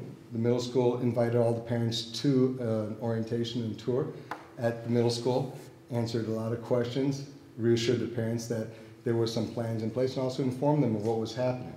That never used to happen. So that's a nice addition. We used to take opportunities during the spring where different staff members from the high school, whenever available, would pop in and meet with our fourth graders and be excited, get to know them.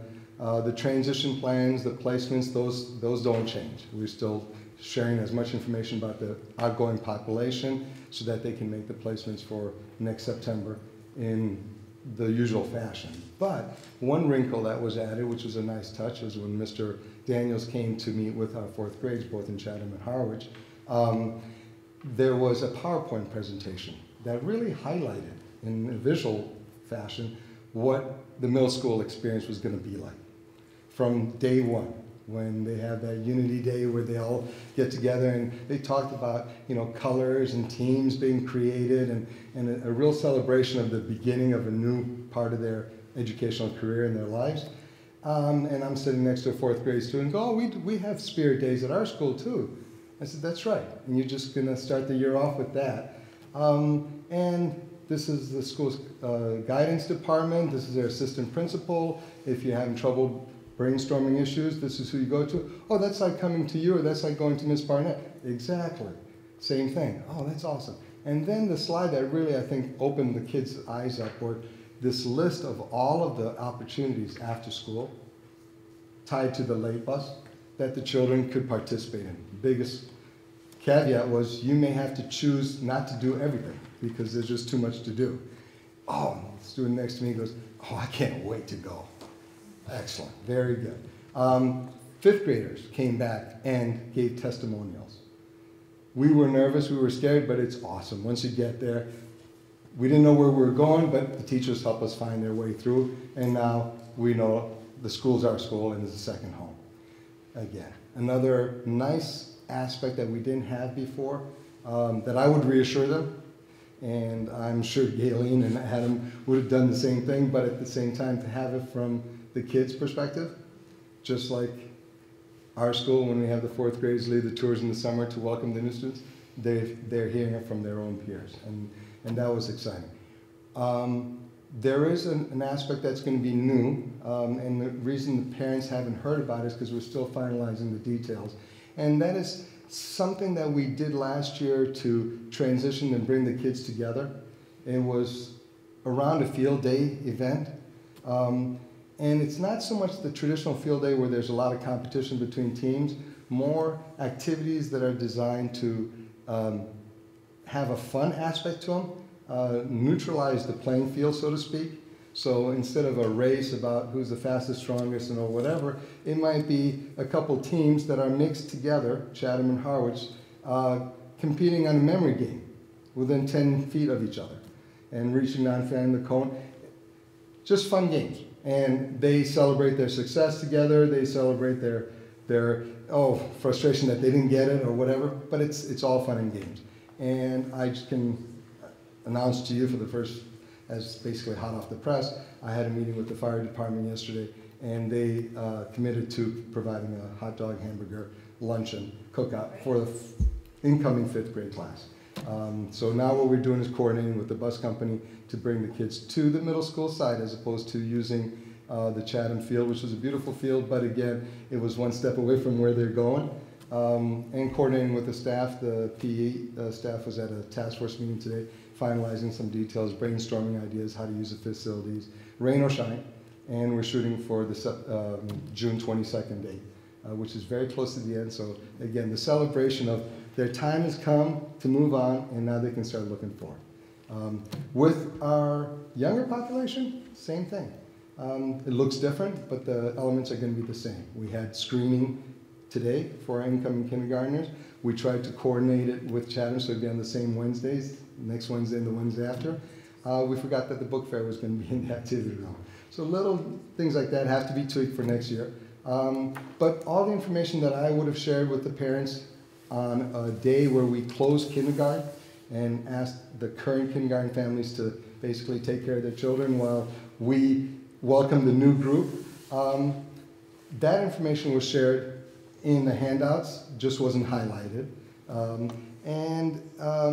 The feedback I got from parents was, okay, this is informative, this is great. We got a chance to see the children one-on-one. They got a chance to meet a teacher, that's a kindergarten teacher, at least the ones that we know of, because we're gonna have potentially 3 or 4 new ones next year. They got a connect-in message yesterday reminding them of the date and also informing them that the details of the orientation, and I didn't specify what was that included, but that traditionally is included a bus ride, at least in both communities, looked a little bit differently, is going to be set up, and you'll hear more about that closer to the summer. Right now we're shooting for that last week in August, the first week in September. I've had a play date where the kids got to meet each other and meet their classmates. Probably going to be morphing that in with bus rides, so while some groups are going on a bus ride, the others are playing. That's weather contingent, so again, that date will be firmed up. We have a meet and greet that we did last year where the parents came in and saw the teachers after the school on the first day when the staff was back. That component will be rolled out a little bit more. The teachers and the parents of kindergarten families will have 2 days exclusive in the new year calendar, that Tuesday and Wednesday, where they'll have one-on-one meetings with their assigned teacher. That's when you start building that relationship. Just like Brian will start building the relationship with the 5th grade teachers and their students on the first day of school. So I'm very confident that that first day the kids will know enough and feel comfortable and excited about their new start. We'll have some questions, and what will happen is you'll see, if you come to school the first week, kindergarten classes making tours through the office, this is the nurses, and reassuring the students of where everything is and how to go about their daily business. What may be a little bit hard, and it is hard because of the changes for families that have gone through the process over the last couple of years with older siblings, it looks different. But I can almost guarantee that come the school year starting, the kids are going to be as excited about the first day of school as they were 5-10 years ago. I think one of the components that we were conscious about was in trying to coordinate the different buildings and the locations. You know, it was fairly easy to walk the 4th grade class over to the middle school in Harwich, and likewise in Chatham, it's pretty close. The travel time, the busing, the costing, the time on learning potentially lost because of that, with the message that, you know, every day and every minute is important. Closing kindergarten for a day is a day of learning that potentially is lost. All of those factors weighed into it. And I think, like anything new, you're going to measure the success by the feedback you get back, and you'll plan next year as to improve it, keep what's good, throw out the bad, and hopefully, again, come the first day of school, be excited about the new class and miss the old class and look forward for them to come back and visit. I think the long and short is, you know, both Chatham and Harwich had 2 different ways of doing, let's say, kindergarten orientation, and part of regionalizing has been bringing what kindergarten orientation looks like and trying to have it be the same in both buildings. And you know, one of the things that that I know myself and the elementary principals wanted to get away from is this past practice of not having kindergarten one day, so that you could go and have orientation for the other. I mean, the parents that have a kindergartner are now in the lurch for that day, and if we can go and come up with a way that we can have kindergarten happen for everybody, but have also have an orientation day that involves the bus rides and does the same things that the orientation always had done on the the middle school transition, from 4th grade to 5th grade, the important thing there is, we'll have tours, but we also, in regionalizing, have this new twist that we want to make sure, particularly for students who haven't had a lot of chance to get to know some of their counterparts in Harwich and Chatham, to bring the students together. And we were reflecting on how we did it last year, and I think it was a good start, but we want to make sure that we even try to do more connecting between between the two communities. I think as a sort of the parent looking at it afterwards, it was a nice first try. But I noticed that that when my daughter was eating, she was still eating with all the Chatham kids, and how do I have her getting to know more Harwich kids early on, and so that's one of the things that we want to sort of focus on in terms of the activities that we're doing. But again, we'll have tours of the building, and they'll be touring the building in mixed groups, but getting to get a first tour of the middle school, and then I know that Brian, like the elementary teachers, will have opportunities that students can come in and see the building, somewhere in the summertime as well. And any child or any family that has any trepidation that's outside of the average, we've always availed ourselves, and we'll continue to do that. Like I said, to have that personal visit in the summer. The end of the year, in some cases, actually allows us some opportunities to make that extra step. I know if there's a child that really needs to make a connection with a particular teacher, we're at the middle school on that 22nd, and we're going to create stations, and it'll be your group or your team's turn to go through the middle school for a little mini tour. It will not be inconceivable that that teacher or that important person that needs to make the connection just happens to be in the hallway to welcome them as they come in. We've done that before, and we'll do that again. And that way, oh yeah, you remember so-and-so? Oh yeah, I met you. That's fantastic. And it was just amazing how that magic just happened. I have to say one little wrinkle that kind of contributed to the change was the fact that Ms. Millen would like I would as any principal, to have the opportunity to welcome my new kindergarten class personally. And being in that position officially as of July 1st, she will be afforded the chance to be at home and welcome the families in. Her role traditionally would have been as the assistant to kind of take care of the bus ride. Well, I'd like the assistant to work with me to welcome the families, and if we have that bus ride, to be part of that process, and not to say, well, this is what it's like, but I won't be here to talk to you about it next year. So that component played into some of the decisions of the changes. And again, we'll look at that next September and next fall, and see if we need to make any differences, changes for next year. I just have a couple of things. The field day event that happens with the incoming 5th graders, I think that's great. I know that it was a lot of fun last year.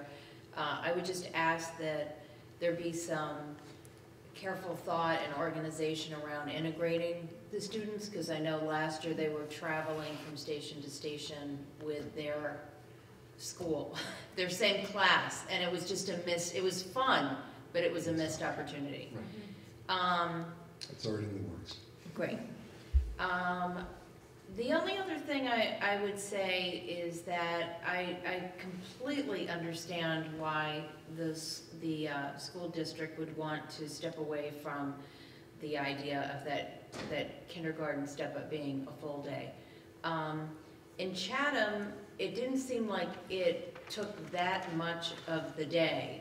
They came in and with their families, they were in the lunchroom, and then they went down to the classroom for a short period, and then they went on the bus ride. So it wasn't like they were using a full day.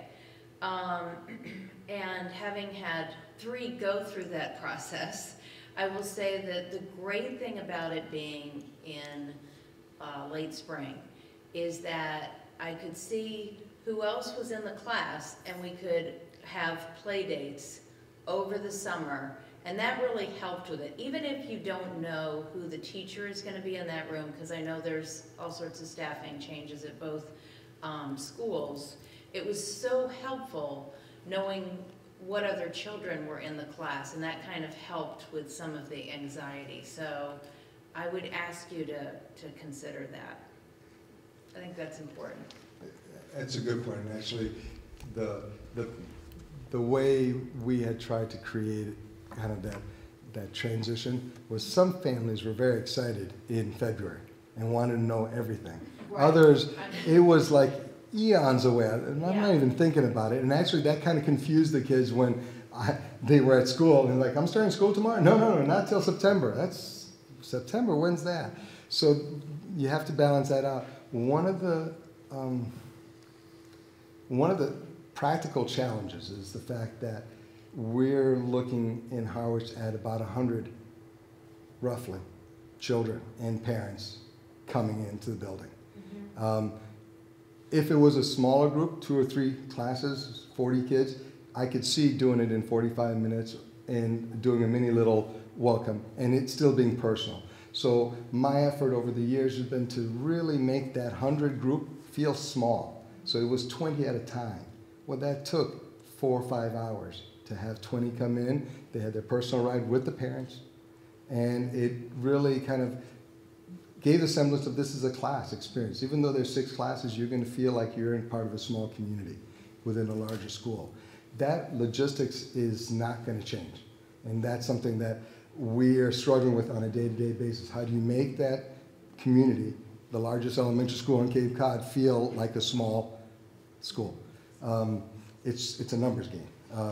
But I'm confident that in the end, the kids and the parents will have that sense that you know me, you're welcoming me, you're expecting me. And today, I apologize to the parents. I checked out. Did you get the email? No, that's because 54 contacts were made, and I know I have 88 registered for screening. So we've got to update that. But by the next go around, hopefully those 33 will be in the books. And that's something that I didn't used to do. And I think those are the types of outreaches that will help a family, whether they're new or a veteran family, make that experience for their child going into kindergarten. And I'd say this is the first day for your second, third, or first one. And we want to make it special. And we'll work to that. But I do appreciate that insight, because the play date is helpful for families. And the quicker we can do that, the better. I get that. Sharon? I think Amy made some great points about, I know Harwich is twice the size of Chatham, but Chatham did a great job on that. I'm not familiar really with what Harwich did. But having been a kindergarten teacher in Chatham, I know that the real contact, the real important things for the kids are to see the other kids in their classroom, to meet the teacher. If the meeting the teacher needs to be done one of those 2 days in the fall as a group, that isn't a big deal to me. And there's not and riding the bus, those are the main things, because the teacher takes care of a lot of it. As far as the 4th to 5th grade, my question is, that field day, will the grade above be there, or will it just be the 4th graders? Just the 5th grade class, the next year's 5th grade class. My job when I worked in Chatham as the guidance counselor was to do that step up from 4th to 5th, and it was multi-pieces of it. It was the kids in the 4th grade coming up with questions or concerns, things they were excited about. It would always be the same things that they would be concerned about, even though it was great to give them the opportunity to write that. You could know from one year to next what they'd say, but they felt good about writing their concerns. It would always be like, will we get lost in the building? I don't know if you even do lockers for the locker room, but wherever they might have to open things, that was a big concern. If they had to change for anything, that was a big concern. Were they going to have any mean teachers? And definitely the teachers, once they meet them, they realize they're not mean teachers, but they have this idea. Will they get lost in the new building? And will the older kids pick on them? And so those are the things that, I was thrilled to hear that the 4th grade, some representatives came down and talked with them, probably addressed those kinds of things. And so they feel better about that. When they go up for the step up, or the field day, I guess it is, I really love the idea if they could be paired up with other kids from the other. I mean, it's kind of hard when you've got, only half of them coming from one to another, but if there's some way in a group that they could be put together, that would be great. But will there be a time for them to meet the teachers of the grade, the gym teacher, the touring the building? That's not being built in this year. Okay, well, I would highly recommend it in the future because those are the critical concerns when I work doing this, of more than 50% of the kids. Yeah, they'll tour the building, but you have to also keep in mind that the 5th grade teachers have their students in their class, so they'll go through the building. And last year, what we did is we just stopped by each of the 5th grade classrooms, and they just sort of peered in, and it's like, this is Mrs. Roy, here's Miss Babb, and they just kind of got to quickly see the rooms. The nice thing about this year is this year they'll be able to actually peer into 5th grade classrooms in the 5th grade wing. Last year they were peering into Chatham Middle School classrooms with some teachers. It's like here's Miss Barnes. She won't be here next year. She'll be at the high school teaching 8th grade at high school.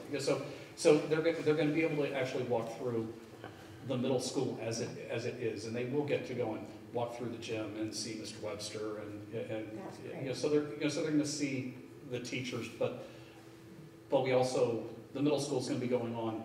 And one of the things that happened with this was the kids would actually walk in the room, the classes would be going on, they'd stop the class for 5 minutes, and the teachers could say something about what's going on in the class.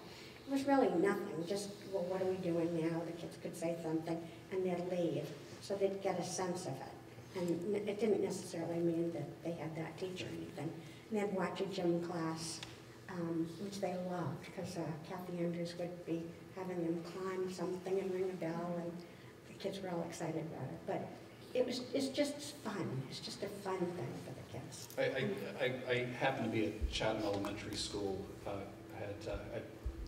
Adam invited me, last week was Teacher Appreciation Week, and Adam invited me on Friday to help share appreciation. So he and I covered the recess duties for all of the teachers.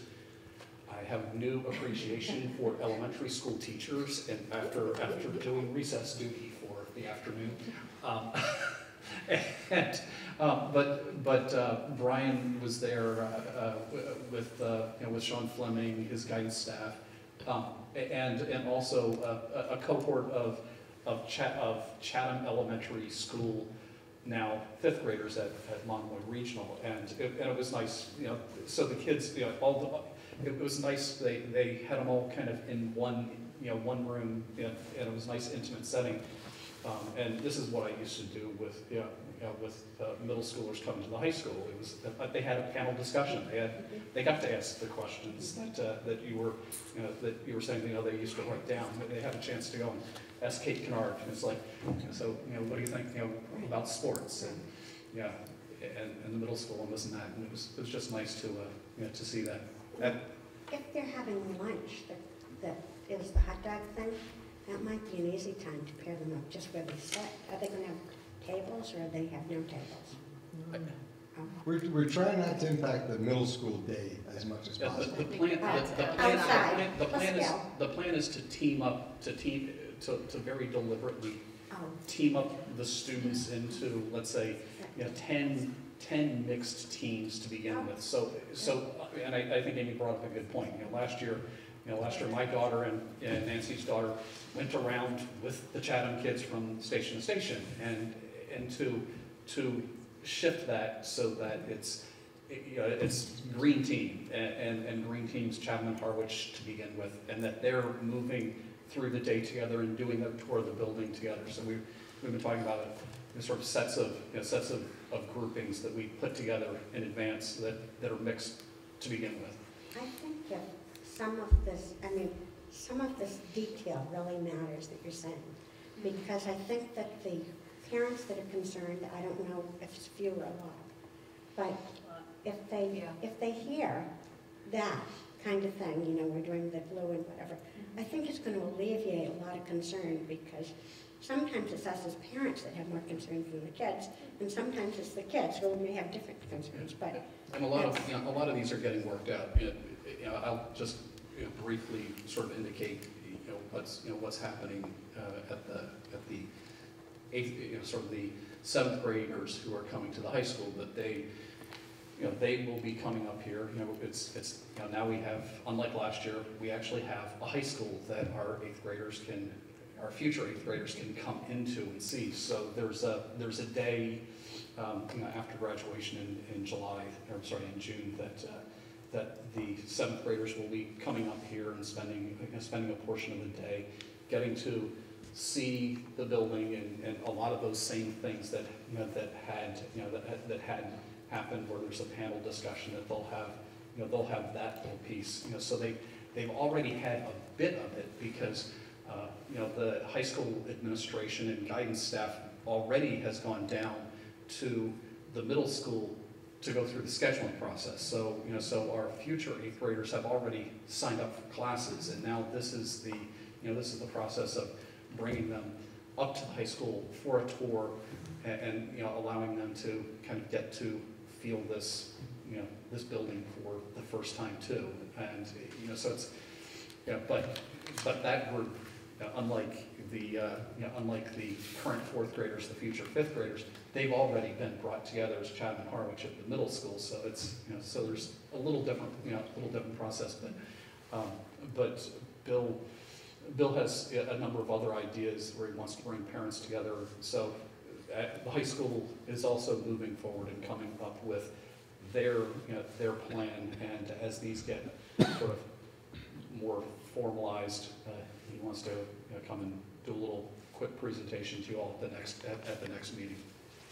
I just want to say that the kids were given the opportunity a couple of months ago to start thinking about it, and any questions that they had ahead of time were kind of vetted through the middle school, so they were answered when they came in.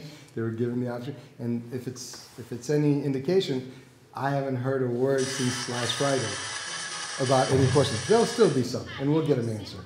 And I ask parents just to be patient. When they have the details and we know exactly what it is, we'll get it out, and the kids will be taken care of. Can I take this opportunity to kind of highlight something that kind of piggybacks with the high school? And by the way, our student council has been encouraged and is, I think, almost ready to ask to be invited to report out on the year. So you might get some representatives coming up. But we have a couple families in the community that are from Nepal. And just like 5-6 years ago when Haiti was hit by the earthquake, we had immediate families or extended families that were impacted. Student council asked to do something to help out. And tomorrow, you're all welcome to come to the elementary school in Harwich and take a tour of the activity room. You will see a shelter box, which is basically a tent that can house 10 people, and all of the equipment from water filtrations to cooking apparatus, etc., that basically can sustain a family for an indefinite period of time. Many of them are from Syria. The refugees are in these types of homes. The agency gives us a number if we can raise enough money to send a box over. They'll deliver it. You can track it and see where it ends up and where it lands. The children will get a chance to hear about this box. And next week, there will be a Spirit Week, but it will be a coin denominational week where we will be reinforcing the value of different coins, from pennies, nickels, and so forth. Each day will have a significance. The student council will report back on how much was raised. We're asking the Rotary Club and any other individuals or groups to try a matching fund aspect. We'll be offering it to the middle school and high school to combine it. The exciting thing was the kids did the math in the grade level assemblies last week and realized it won't take much to raise $1,000 for one box when we have 600 boys and girls in the school. And they did the quick math for, we could do 2-3 boxes easily if we all brought a couple dollars. Very good, excellent. And last time we did that, we raised over $2,000 and sent one not only to Haiti, but we sent a box to Chile. And so, again, I invite you to the school and see for yourself what it's going to look like and what the kids are working to. Thanks, Sam. I saw some more hands for questions, just before you. I just had a quick thing. I feel a little silly after the Nepal thing, talking about first world problems. But I just had a thought about the kindergarten sort of step up. The thing that I've always loved about Chatham Elementary, that I wish I had when I was a kid, was knowing exactly what was happening before they left for the summer. So they knew who was in their class, they knew who their teacher was, and sort of the same things that these ladies are saying. You know, if they didn't get a couple kids in their class that they wanted to, or, you know, they had the whole summer to get over it, or, you know, it just sort of eliminated the anxiety over the summer that has always, and my kids aren't huge high anxiety kids, but it still like has helped so much to know, you know, at the end of the year. So just a thought. I will, from experience, share that all the efforts that we've done to reassure them going into the summer, the times where a teacher left, or that kids that they were hoping were going to be there moved out, became more of a disappointment than an excitement. But that anxiety, again, is something that we will try to do. And if we can't do it before the summer, it will happen before the school year starts. But honestly, the kids, when they get to class, it's what happens that first day and the connections they make from that day on that are really the most important. They're the ones that last. And we'll get to that point. So, but I hear you. We're not in the fall, so that's, you know, we're doing it all there. Not to beat a dead horse. But, you know, if there's any way that you could even look at having, you know, separating the kindergarten with 2 days so that it's a shorter period like what's done at Chatham.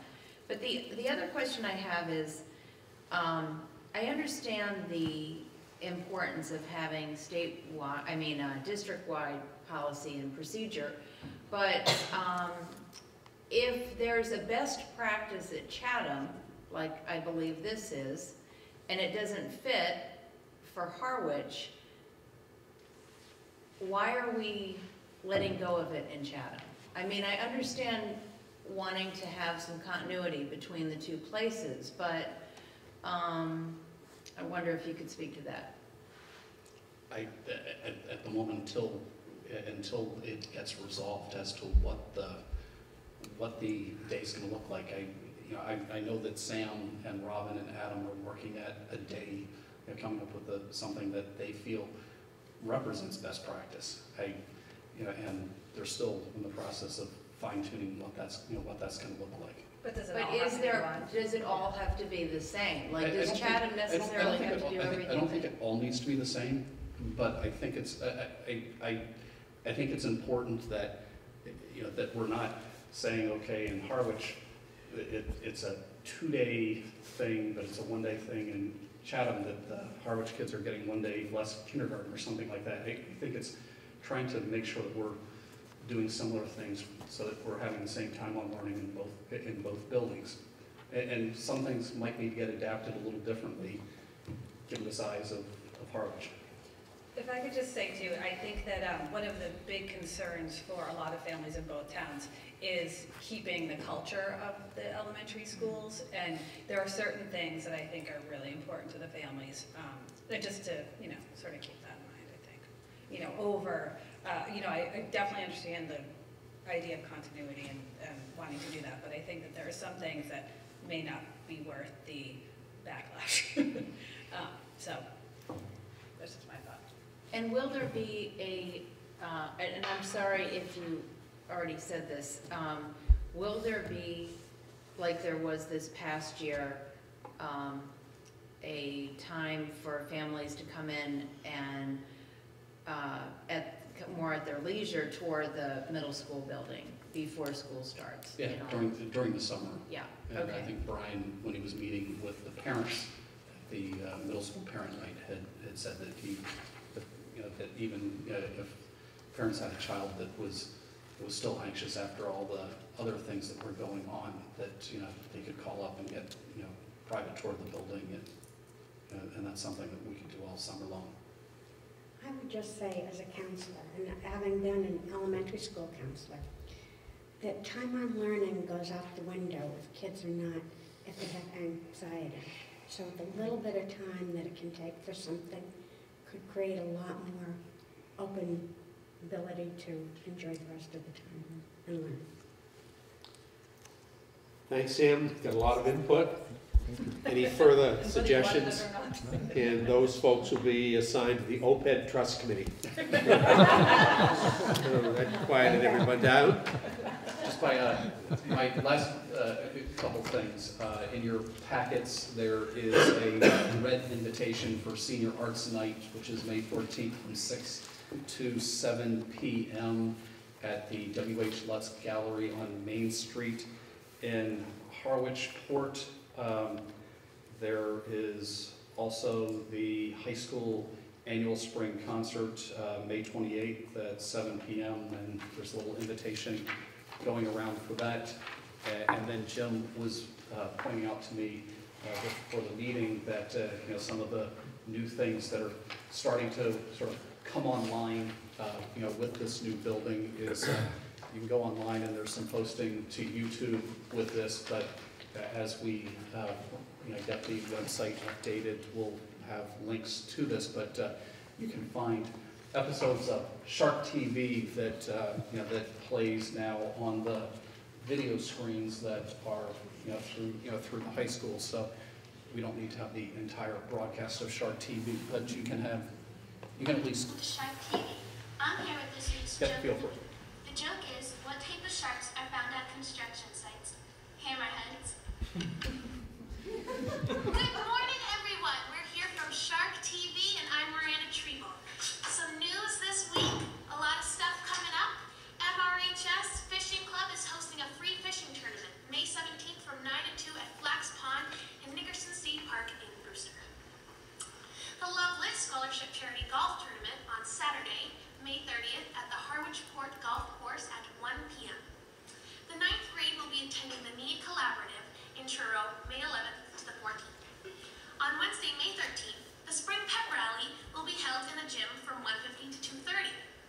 May 14th is Senior Arts Night from 6 to 7 at the Lutz Museum and 7, so come to the Pilgrim Congregational Church and hear some great music performed by the graduating class. The Student Council will be holding a dance in the Shark Tank on May 15th at 7 to 10, so come on down to do a little boogie-woogie and have a great time. And Senior Recognition Night is on May 18th from 6:30 to 9 p.m. in the gym. Have a great week, and thank you very much. Hey, all you Shark fans.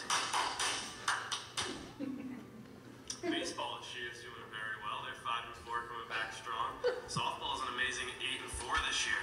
Loving it, girls. Boys track is 5-2-1 on the year, while girls track is 4-3. No negatives yet. Girls tennis, 9-0. One more to turn, you girls, you got it. Boys tennis is 5-4 in the year, but lacrosse is struggling at 0-4 and sailing is 0-3. Good luck to all of our athletes this spring. Have fun. Good. Monomoy, how you doing this week? I hope you had a great week and looking forward to the weekend. Today's a beautiful day. So anyway, but it's nice to see, you know, just the video capabilities, and you know, and you can imagine when we actually get the TV studio, so that it's full up and running, that you know, we can do even better than this. So I'm just kind of looking forward to what next year brings on that end. That's it for me. And the fourth graders have been practicing with the green screen, presenting the morning announcements and the question of the day. So by the time they get to high school, they're going to be rock and roll. Yeah, that's great. Thanks for the input. Terrific, everybody. I'm amazed. The other night, we're sitting here during a candidate interview yesterday and the day before, and I couldn't help but think, even though it's somewhat of a small district, the opportunities that we've been exposed to here, that not only bringing two school systems together with a couple of 100 or 300 staff that for years were separated by geography, but also the kids. And you go back 3 or 4 years, and I can recall Howard and Chatham Little League getting together and forming, which allowed those kids to know each other before they showed up here. MIA allowed us to start our athletic program before this building even had any breaking of ground, which clearly was paved the way so beautifully with those dozens and dozens of kids in all these sports at the high school level from both towns getting to know each other. One suggestion, and it's probably, a lot of good things have come out of this, and these transition will just be polished up over the years as we create this Monomoy culture. When you bring these 7th grade kids in to this new school, and clearly I've heard all last year very little concern about the 8th graders, and that was a big step. This system never had 8th graders up at the high school, at least probably years and years ago they did. I wonder if we should tap the, I think of Lane, and this young lady here, who I don't know, and the sports fellow, that as these 7th grade youngsters come in, if Bill or his guidance director, whoever's forming his team for transition, could somehow create either in the auditorium or whatever for these 107th graders, this type of enthusiastic transfer by kids. I use Lane as an example, but the poise and the maturity that we've been exposed to in the past 10 months here with these kids, what an impression would it leave with these 7th graders to say, this is all yours. And a matter of fact, they grow up to be these kids. So I offer that as a suggestion that Bill, within 10 minutes with a guidance counselor and his assistant principal, could come up with a half a dozen leaders, male, female, of color, athletics, handicapped kids who would just make such an impression on these 12, 13-year-olds who are going to be here for a few hours. So I offer that as what a great, great talent you have here in town. We should be all very proud of that. Our last item, we've already voted for the development of a high school athletic program, so leaves us as concluding this meeting. We will be having a very brief executive session. So I'd like to alert that the executive session will be pursuant to Section 21 to discuss strategy with respect to collective bargaining and non-union contracts, and we will not reconvene. For those of you who hung in there with us, good night. Thanks.